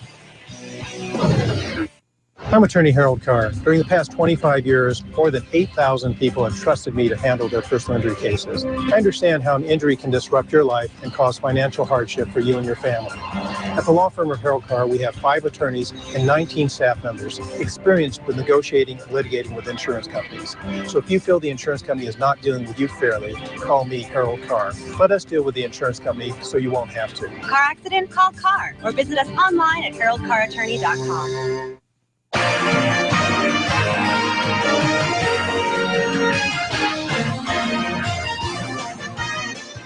You'll be able to re-listen to Deb's interview from just a few moments ago on the Daybreak page. After we get off the air, we'll put it up there. We are awaiting Brad Patterson to come in for a transit talk. Before we get to that, though, want to let you know about some sports news. Bryce Solis and Kevin Burrell-Briggs scored 18 points apiece for North Mason. Bulldogs, though, lost a tough one to Port Angela, 68-57 last night. Be sure to check out the website later today. Sports Director Sean Wells will have a full video highlights from the contest, including an interview with Port Angeles head coach Casey Ullin. Jennifer Cohen has been named UW's new its interim athletic director. She'll take over for Scott Woodward. North Thurston has named William Garrow their new football head coach. He previously the defensive coordinator. And tonight on iFIBER1newsradio.com, Sean Wells has the calls in a high-def high school basketball broadcast. The Shelton girls welcome Wilson to town. The game tips off right around 7. We'll take a break now, and when we come back, we'll have transit talk, and we'll do a quick check of the weather on the other side of this break as well. It's Daybreak on iFIBER 1.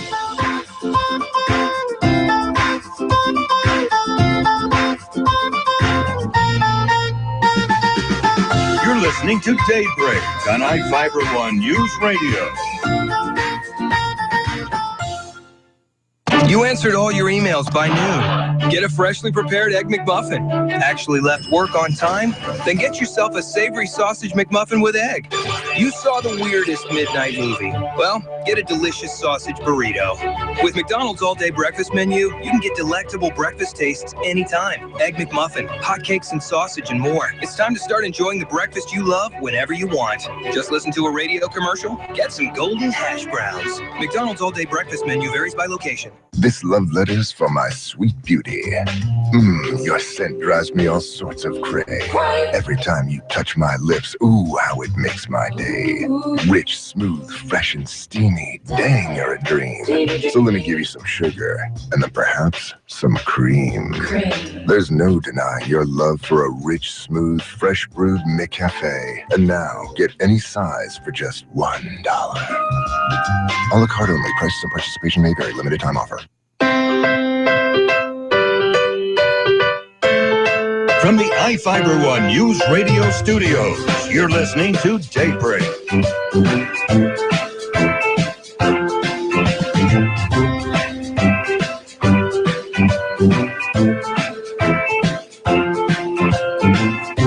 All right, good morning to you. It's 8:16 here at iFIBER 1 News Radio. Daybreak with Jeff and Carol here this morning. And it's time for us to have our weekly conversation about all good things Mason Transit as we do Transit Talk with Brad Patterson. Morning, Brad. Good morning. How you doing? Good morning. What are we talking about today? You got some great guests in studio, too. I have two wonderful gentlemen from our operations team. We've got Tony and Mike. Hi, guys. Good morning. Morning. Good morning. Good morning. Morning, emphasis on morning. Is that what we're dealing with here? It is early. You're right. Well, thanks for coming in. And Brad and I and Carol have been having some great transit conversations over the last couple of weeks. And today will be none different. And what would you like to bring up here, Brad? Well, there is a national holiday just what is today? Today's Wednesday. Today's Wednesday. Monday, yeah. Martin Luther King Day. Uh-huh. And so we want to talk a little bit about the tie-in with public transit and Martin Luther King, and really what that gets down to is issues of equality. Mm-hmm. And I think transit is one of the great equalizers in our country. It's certainly lifts people up. It gets people to where they need to go. And it gives those people that either aren't able to or can't afford to operate their own transportation that opportunity to be almost as mobile as people that do have their own transportation. Right. And so obviously the tie-in, why do you say the word obviously? I hate that. Can you see the word? It's obvious. Tie-in with the Montgomery bus set-ins with Rosa Parks. Mm-hmm. We'll be here in a few weeks talking about that a little bit more. But why would they do a protest around that? Well, again, transit, especially economically challenged areas, is an equalizer. Mm-hmm. It provides equity. So, that's what we're here. That's what we're here for. It's a pretty interesting, if you think about it, and I never really put it all together, but yeah, you're right. It all kind of got underway with the bus boycotts, and that's when we started to hear a lot about the different issues back in the 60s when it came to this stuff. It all came to the forefront because of bus transportation. Yeah, and Dr. King really, of course, was the leader of the civil rights movement, brought that issue to the forefront. But it's interesting that the role that transit played is kind of the mechanism that revolved around. Yeah. I think the other time, if I recall correctly, there was a garbage workers strike or something wasn't that in Detroit? Yeah. Around that time. Tony, you familiar with that? Very, very little. I have to read up on it, but yeah, it was a garbage strike that also came to the forefront as well. The same issue of treating people of color, right, with same wages, same working conditions that were being denied at that time. Right. The issue, of course, with the transit is, if you're a person of color, you sit on the back of the bus. Yeah. If the bus is full, you get off. You give up your seat. And if you recall, Rosa Parks said, "No, I'm not giving up my seat. Not today." Yeah. So look where we're at, today, and the advancements that we've made, and again, I think how transit's part of the social fabric of our country that supports equality. Also, it helps bring up everyone's quality of life. I mean, if you're mobile, you're able to get to where you need to go. You have an increased quality of life. It also helps in your own personal safety, your own security. We've talked, I think, last week or 2 weeks ago about the clean air that riding a bus helps to do. And there's a lot of great quality of life issues. You had that again as well on your talking points. What else did you want to mention about that? Well, I want these guys to talk a little bit about from their perspective in operations. At the end of the day, it's our driving staff that makes things happen. Mm-hmm. And these guys, that's what their jobs are, working day in and day out, supporting our driving staff. That's the direct connection with our riders, the people that we're here to serve. So you'd like to hear a few words from these guys in terms of what they see, the value that on the driver's side, that the drivers bring to it and what they get out of it as well. Mike, Andy? Yeah, the first question I would ask if I was a rider is, are we safe? From that standpoint is, would I put my kids or my grandkids on that bus? We put our drivers through about 2 months of training. There's going to be somebody with them at all times for the first 2 months, making sure all the bad habits. We go through a step process, which means we go through a Washington State Insurance Transportation Pool course, which is about a 200-hour course. By the time they get all done driving, they spent 200 hours with me or Tony or one of the operations staff or a senior driver, making sure they don't have any bad habits. At the end of the day, when we license somebody to go out and drive for MTA, they're going to be driving my kids.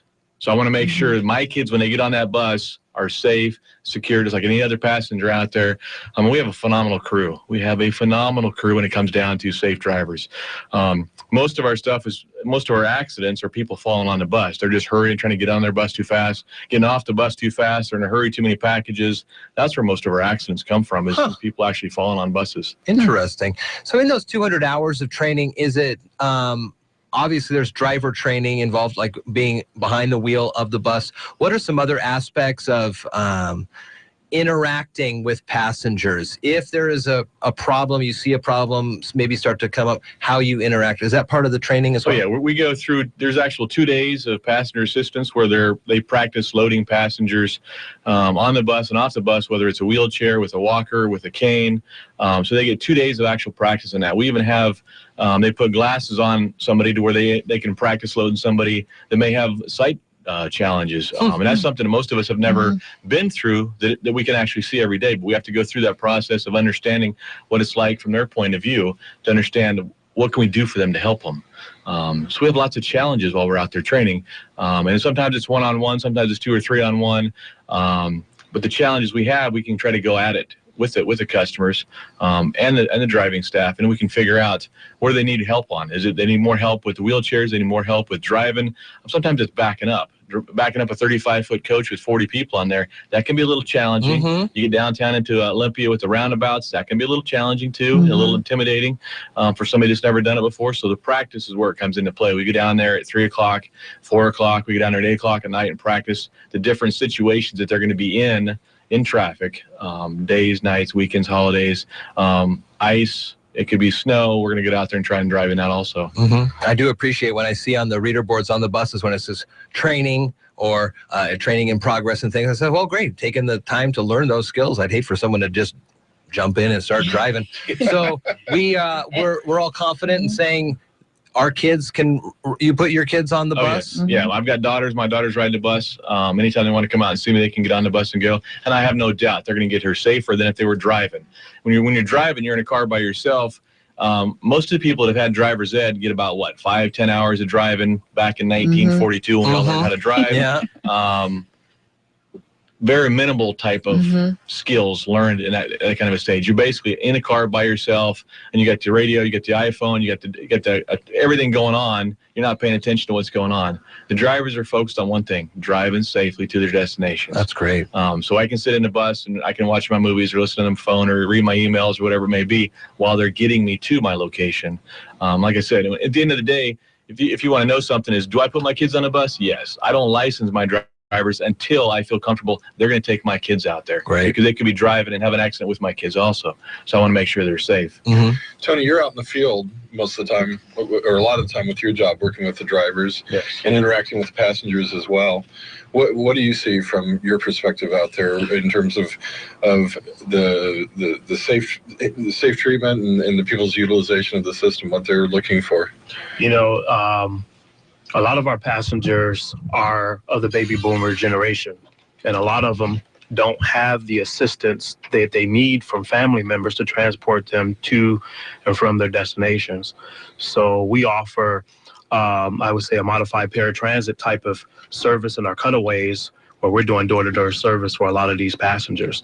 And the drivers get a rewarding experience helping these individuals who live in the rural areas of Mason County, where we go in areas that many other transit agencies don't. So they get a gratifying experience from that, because a lot of them have parents and family members that are of age and need that type of assistance. And when I first started with Mason Transit Authority, I thought this is insane at first. But then the more I got out with the drivers and seeing what they do and seeing the benefits that our customers are receiving, it's a phenomenal service to have. So when you say door to door, is it the driver will even come up if needed to the front door of the house and walk the person up the stairs of the bus if needed? Absolutely. Wow. With our dial-a-ride service. With our dial-a-ride service, right. Yeah. Correct. Right, absolutely. That's amazing. We don't go in the door. It's too much liability with that. But door to door.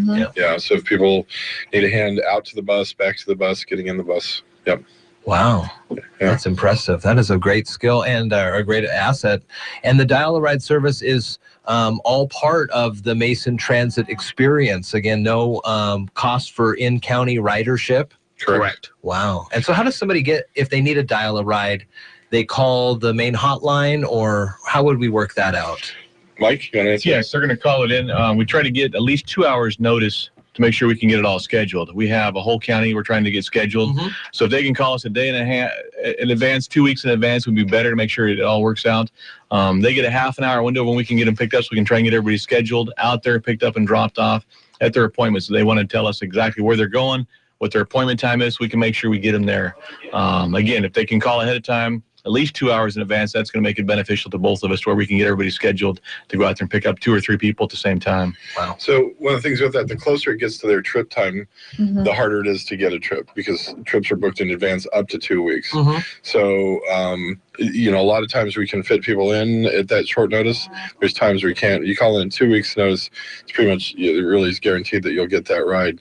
And one of the things people have to also keep in mind, it's a shared ride service. We're not a taxi service or chauffeur service. So there's going to be other people on the bus, which means a little flexibility on both ends of their time of getting there. But again, that's certainly, in terms of quality of life, it's certainly much better than not having a ride. Yeah, that is true. Transit Talk is weekly here on Daybreak on iFIBER 1. Thank you so much, Brad, for bringing in Mike and Tony. Thanks for making the show worthwhile today. I mean, usually I'm stuck with this guy over here. All right. We'll be back next week. And next week, we're going to talk to a rider, an actual rider of the bus service, to see what they're thinking about. Yeah, that's at the end of the day, that's what we're here for. Cool. So it'd be good to hear their perspective. Yeah, very nice. All right. Brad Patterson, thank you so much with Transit Talk here. It's 8:29 and... well, it looks like it's time perfect for us to get into the morning stock numbers here from Edward Jones. Karen Shade, good morning. Good morning. How are you? Good. How are you doing? I'm doing good. 8:30 here. And what's Wall Street looking like? Well, U.S. stocks are trading sharply, deepening the sell-off since the start of the year as crude oil prices fell close to 12 years lows. In economic news, the cost of living in the U.S. dropped in December, led by lower commodity prices. Separate data showed U.S. housing starts and permits fell in December after hefty gains the prior month. In corporate earnings news, IBM reported fourth quarter earnings results in line with expectations. However, the company provided 2016 guidance that failed to impress investors. U.S. bond prices are advancing with a weakness in equities. So far this morning, the S&P 500, the best performing sector is telecom, while the worst performing sector is energy. The Dow Jones Industrial Average is down 404 points at 15,611. The Standard & Poor's 500 Index is down 51 points at 1,830. And the NASDAQ Composite Index is down 131 points at 4,345. This morning, volume on the New York Stock Exchange is high, with about 370 million shares being traded, and decliners are outnumbering advancers by a wide margin. In the commodity markets, the spot price of gold is up $14.83 to $1,102.15. The spot price of silver is up 6 cents to $14.09, and crude oil prices are down $1.55 to $26.91. In the bond markets, the 30-year Treasury yield is currently 2.73%, and the 10-year Treasury yield is 1.96%. Stocks of local interest: Amazon is down $22.07, Costco is down $3.02, Boeing is down $4.32. Starbucks is down $2.99, and Microsoft is down 63 cents. This is Karen Shane of Edward Jones, member SIPC, serving individual investors with personalized attention and long-term financial advice. I'm located at 1051 Southeast State Route 3 in Shelton, and if you'd like additional information, you can contact me at 426-4590, and daily commentary is also located on our website at edwardjones.com. All right, thanks, Karen. Have a great day. You too. Bye-bye. Bye. 8:31 now, and time for the latest in local news, brought to you this time by the Shelton Health and Rehab Center. From the iFIBER ONE Newsradio studios, I'm Marilyn Foster. Mason County is purchasing about 58 acres fronting the head of North Bay for trails, water access, and recreational uses. The county commissioners unanimously approved an agreement yesterday with the State Recreation Conservation Office for the second phase of the so-called Coulter Creek land acquisition adjacent to the existing Coulter Creek County Park off North Bay Road. Most of the $2 million forest and shoreline property acquisition is being paid for through a $1.8 million Recreation Conservation Office grant. The land purchase conserves the property's shorelines and tidelands for public use and allows passive recreation and water access to the public. A new report released by United Ways of the Pacific Northwest shows that 1 in 3 Washington households struggle to afford basic life necessities. The report details the size and scope of financial hardship in Washington, Oregon, and Idaho. Low-income households are referred to as ALICE, which stands for Asset Limited, Income Constrained, Employed. The United Way reported that 13% of Washington households were living in poverty in 2013, while 19% qualified as struggling households, for a total of 32% of households below the ALICE threshold. Regionally, the South Sound mirrors those numbers. Homes First of Lacey, a nonprofit that operates affordable housing in Thurston County, is teaming up with the Mason County Veterans Mentoring to conduct a public town hall meeting this week to discuss affordable housing for homeless veterans in Mason County. Tammy Newton from the Shelton Housing Authority and Tom Davis came to Daybreak to talk more about the program. One of the things we've been looking at is how do we solve the challenge of affordable housing for our veterans and really affordable housing in general. And we had the opportunity to talk with the folks over at Homes First. And they have a very interesting model because they're very much about affordable housing, but a rental market. So they are landlords. They keep the property. So, you have your Habitat, which is about affordable home ownership, and Homes First is about affordable home rentals. Tom Davis was able to talk the county commissioners into providing some funding. The model on this is to be self-sustaining.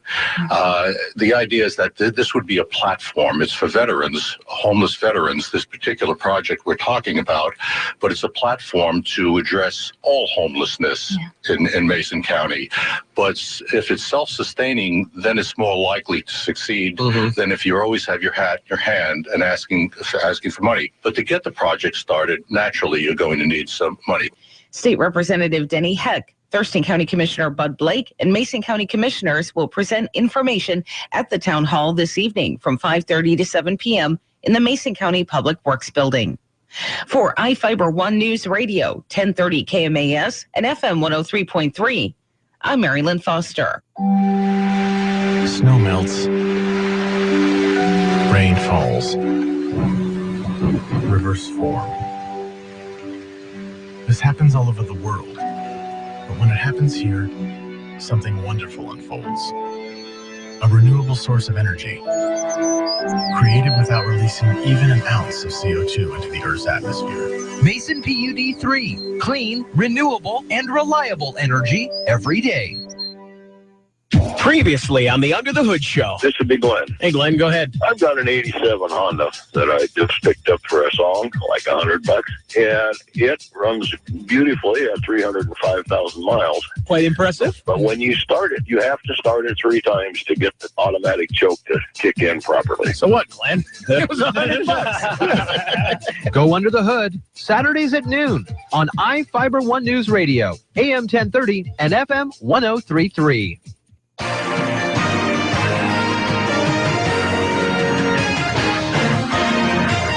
It's 8:35 here at Daybreak on iFIBER One News Radio. Protocol coming up in about 10 minutes. Now, I'm Jeff Slakey looking at sports. Carol will have the weather in a moment. Morning. Good morning. Bryce Solis and Kevin Burrell Briggs scored 18 points apiece for North Mason, but the Bulldogs lost a tough one to Port Angeles last night, 68-57. Luke Engvine led all scorers in the contest with 20 for the Rough Riders. Check out the website later today as Sports Director Sean Wells have full video highlights from the contest, including an interview with Port Angeles head coach Casey Ulen. North Thurston has named William Garrow their new football head coach. He was the defensive coordinator previously. UW has appointed Jennifer Cohen as its interim athletic director. She's been at Washington for 15 years and most recently the senior associate athletic director for development. Congratulations to Shelton Swimming, boys swimming. They had a 3-way event with Lincoln and Foss, and they beat both of those teams yesterday. And some other winners and losers in boys basketball: Aberdeen over Eatonville, Tumwater over Centralia. Switch that up for the girls basketball with Centralia beating Tumwater and River Ridge over Franklin Pierce. Tonight on iFIBER1newsradio.com, Sean Wells has the calls in a high-def high school basketball broadcast. Shelton girls welcome Wilson to town. The game tipping off right around 7. 8:37, and here's Carol with a check of the weather. Good morning. It's 42. On and off rain showers throughout the day with a high of 47. Rain tonight, and we might see an inch of rainfall by the day's end. Tomorrow, rainy, and Friday, possible thunderstorms in the afternoon. The weekend is looking a little better. We might see some sun Saturday and even more on Sunday. Right now, it's 42. Now, from the iFIBER One News Radio studios, it's Daybreak. Providing local news, sports, weather, and interviews to the South Sound's most important people. You. From business leaders to politicians, from activists for change to advocates for the poor. Your neighbors and newsmakers are here on Daybreak. 8:38 here at iFIBER One News Radio, and a good morning to you. Checking the lead story on iFIBER1newsradio.com. Marilyn Foster has the information. Mason County purchasing about near 60 acres, fronting the head of North Bay for trails, water access, and recreational uses. Yesterday, the commissioners voted unanimously and approved an agreement with the State Recreation Conservation Office for the second phase of the so-called Coulter Creek land acquisition. You can find that full story under the local news tab right at iFIBER1newsradio.com. Under the environment tab, some late breaking news. Bust out the cigars. Well, the 9th baby orca has been confirmed in Puget Sound. The National Oceanic and Atmospheric Administration officials said on Facebook Tuesday their researchers documented the new calf Monday. This is part of the there was the J-pod, so it's J55 is what the baby is. So, yay to having new babies, because it seems like they were not happening. And then there was a bunch. And then there's a bunch since December. It's been the 9th. Yeah. 2014, so okay, a year and some. Man, it's so crazy that every so often we see them come all the way down, even to here at Oakland Bay. Tomorrow is the 21st, and razor clam diggers can return to Long Beach and Copalis Beach. The state shellfish managers announced digs at both beaches are on evening tides and includes a 7-day opening tomorrow through the 27th at Long Beach, and then there's a 1-day dig at Copalis on the 22nd. We've got that full story for you, and included in that are the low tide numbers. So tomorrow is a negative 0.4 at Long Beach, and then for the 22nd, it is a negative 0.7 for Long Beach and Copalis. So those are some of the big stories here on iFIBER, ONENewsRadio.com under the recreational tab, and one regional story before we get to Port of One regional story that affects all of us everywhere. We haven't really talked about that much here. We've talked a lot about homelessness in the area, but we haven't talked about people that actually live in their cars. We talk about tents or just where people are living, but up in Seattle, the mayor has announced an emergency order that will open up 2 parking lots to homeless people that actually live inside their vehicles. So that is something new and different, and we are going to be addressing that tonight at a meeting.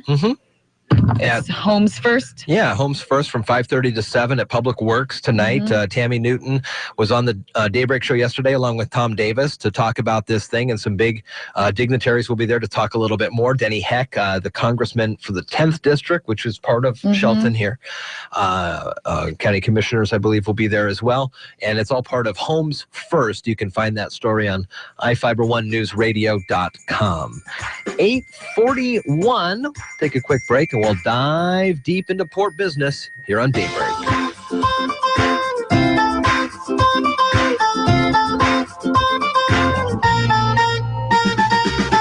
You're listening to Daybreak on iFIBER One News Radio.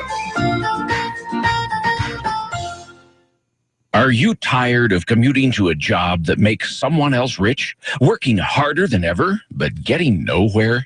Do you hate spending hundreds of dollars every week on daycare, having someone else raise your children? With our opportunities, you can start earning money as soon as next week. You get to be the boss, work from home, and live a happier life. At Be the Boss Network, you'll find hundreds of work-from-home opportunities that you can literally start today and be earning money as soon as next week. Go to freedom31.com and start earning money as soon as next week.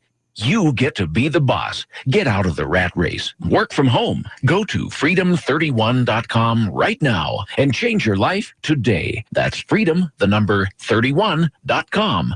Go to freedom31.com and start earning money as soon as next week. You be the boss. Go to freedom31.com. From the iFIBER One News Radio studios, you're listening to Daybreak.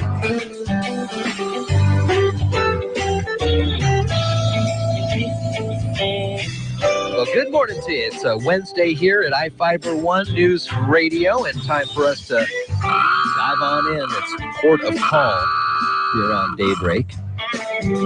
Carol and I are happy to have Dick Taylor and John Dobson in studio with us this morning. Morning, guys. Good morning. How are you? We're doing really well. How about this great Shelton morning we've got? Bottle it, sell it. Sell it. That's right. There's sunshine right in front of KMAS. Is there really? Yeah. Well, you know. It should be, Fiber One, right? iFIBER One We're News all Radio. getting bigger. Yeah, anyway, the sun is out there, so. All right, well. But it's raining at my house. Oh. Up in Angleside. Tomorrow morning, before the sunrise, about 7 o'clock, look to the south, and you'll see southeast, and you'll see 5 planets kind of all lined up in a nice. Really? I don't know if you get up for a morning walk or something. What time? I mean, 7:05. 7:05. Well, yeah, before the hour or so before the sunrise, which is usually around 10 to 8 or something like that. So also speaking of space, we were talking about a lot of space junk on the moon and in the revolving around, and at the port a long time ago, you guys took apart a plane that would have been just junk somewhere. Yes. So what do you guys do with all those extra planes and stuff that sit around on your port property? First of all, it wasn't ours. It's like the only place, though, that you could set it. Yeah, there's a company, and it's still here.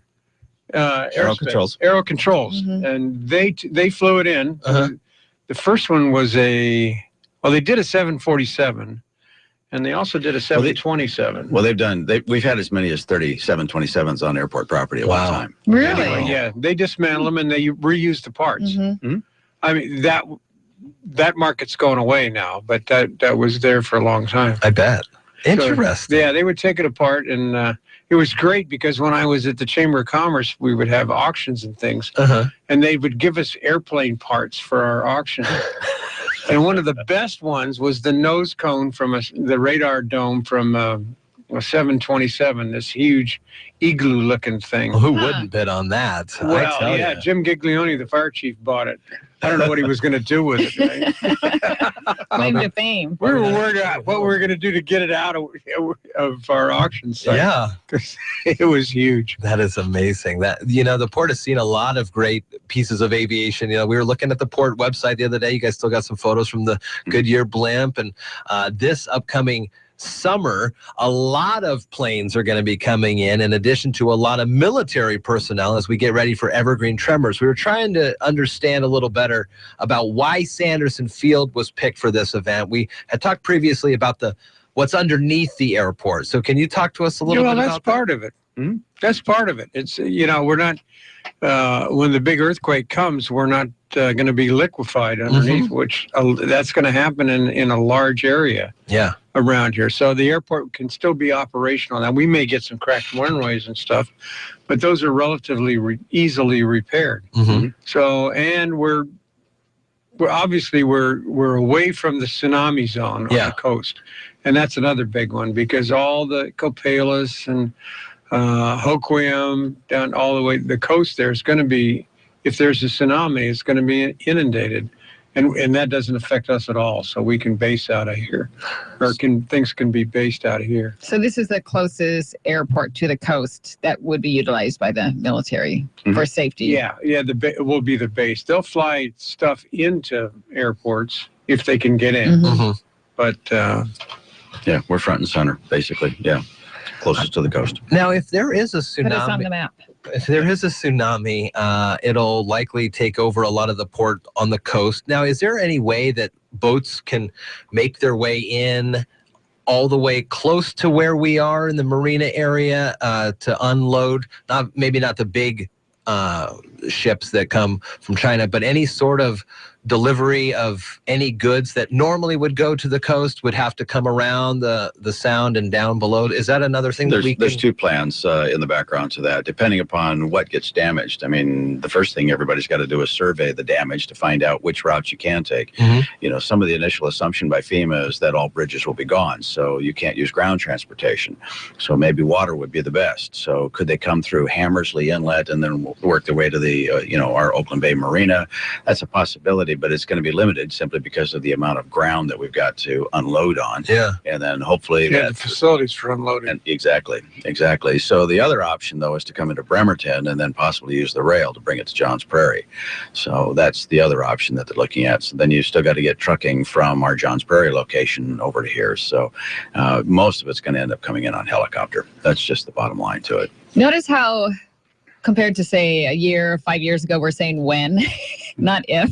Yeah, now we're all thinking about it. Yeah, it's all on our mind, top of our mind. I mean, I'm glad it is. I think, we've all talked about being prepared. Do we have our own supplies of water and food at our homes? Do you have a go bag, in your car? Do you have, some way to protect yourself, et cetera, et cetera. So, these people are thinking about it. And I would dare say probably maybe 15, 20% of the population is prepared and the rest isn't. And that's going to be a challenge for everybody.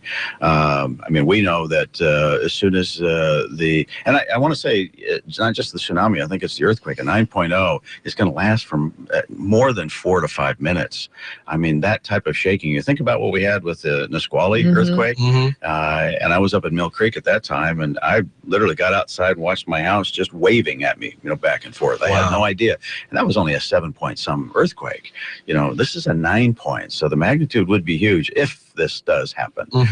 So you want to be prepared. So anyway, it'd be so that's coming up this summer, and we'll definitely see a ramp up, and hopefully by seeing the increased presence of folks getting ready to train for this, all of us here will go from about 20% prepared to maybe a little bit more than that. I think, I was talking with the military. They were out a couple of weeks ago on Saturday, and we were looking over the facilities and where they're going to stage at. And they made some comments to me that it appears that everything goes back to like Hurricane Sandy and how the Guard was not prepared on the East Coast when that stuff started to hit.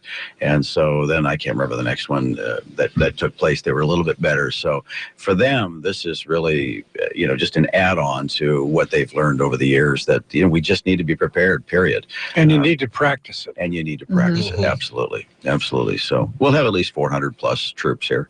So that'll be kind of fun. Do you guys have a bunker at the port ready to go for you guys? No, but I'll tell you, that's one thing that we did start looking at, as did Ross over at Emergency Management. We're all taking a look at our facilities and the key pieces of infrastructure. Number one, of course, for us is the runway. So do we have backup generators yet? And then how do you connect them? That's another thing. So you need to understand the technical side of that. The next thing is fuel.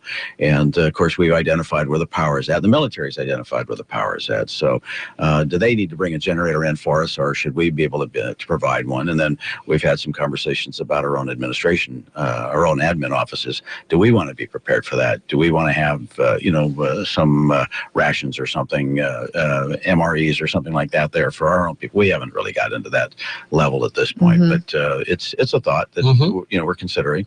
I know several of the pilots have got some camping equipment, in their hangars. And not necessarily for that, but I mean, for them to go out camping and have some fun.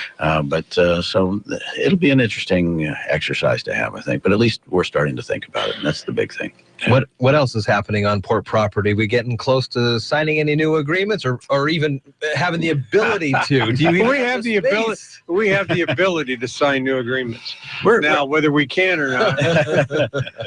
I think the big thing that's happening right now for us is, we have this chess match, as I like to, where we're shuffling folks. Shell game. I'm sorry. The construction will start now on, we call them on about 80,000 square feet of building space that's out there. So one in particular is almost a little over 40,000 square feet. Our tenant's going to put up probably 2/3 of the walls. We're going to put up another third. And so hopefully by March, we'll see something there. Had a nice conversation with Sierra Pacific and the company that's coming in to dismantle the mill. They're not putting it on auction. That's different than what we had thought originally. Okay. So we're really excited about that because that's going to bring the timelines down. Yeah, and it puts a certainty into it. Yes.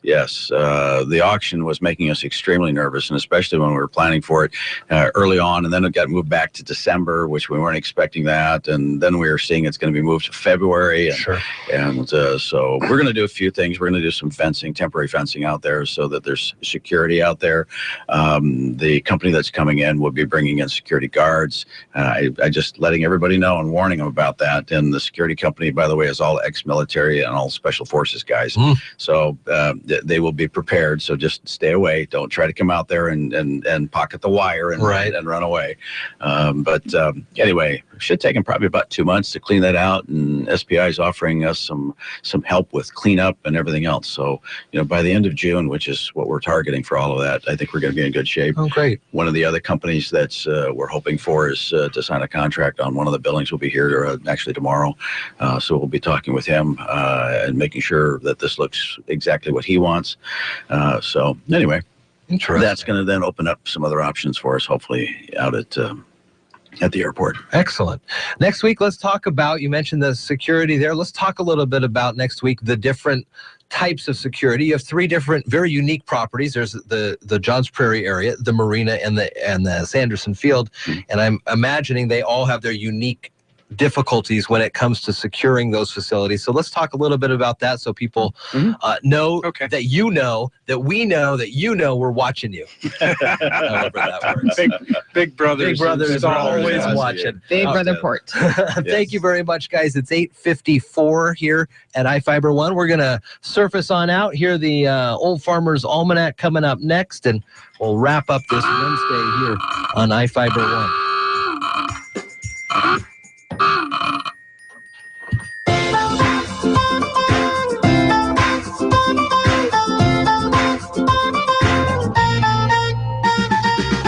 You're listening to Daybreak on iFIBER One News Radio.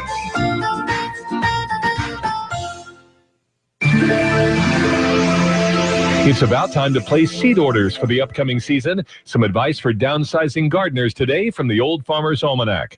With more practical tips and useful advice, this is the Old Farmer's Almanac radio report for Wednesday, January 20th, the 20th day of the year. Astronaut Buzz Aldrin celebrates a birthday, and in 1937, President Roosevelt was sworn in for his second term, the first inauguration held in January. If you don't have the time or space to establish a full-size garden this spring, consider growing baby vegetables. The Micro Tom tomato yields an almost endless supply of marble-sized fruit, and the plant is small enough to grow in a windowsill. Fingerling salad potatoes are delicious boiled or fried, and they're only an inch in diameter. Almost any vegetable, from sweet corn to watermelon, comes in a pint-sized variety, and they're fun to grow and serve. That's the Old Farmer's Almanac radio report. Find more garden planting tips at almanac.com.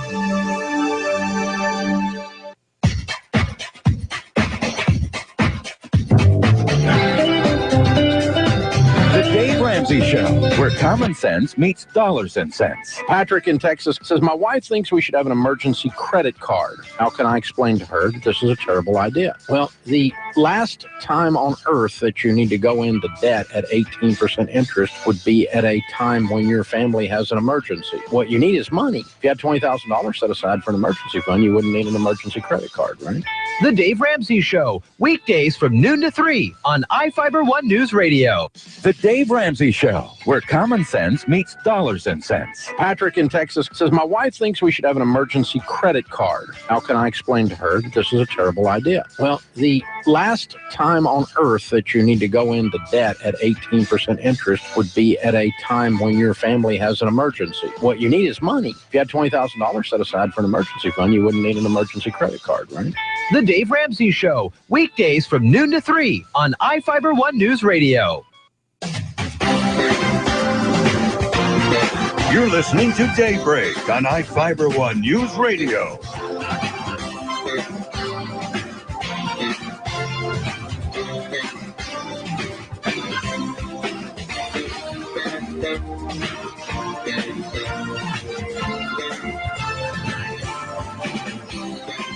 Good morning to you. It is Daybreak here at iFIBER ONE, 8:57, and ABC News is coming up at 9. After that, we'll have Marilyn Foster with a local look at news. You can find some great stories on iFiber1newsradio.com this morning, including Marilyn's top story about a unanimous vote yesterday from the county commission to continue on with some areas for recreation up in the north part of the county. The old, it's got the information there under the local news tab, the old Coulter Creek land acquisition.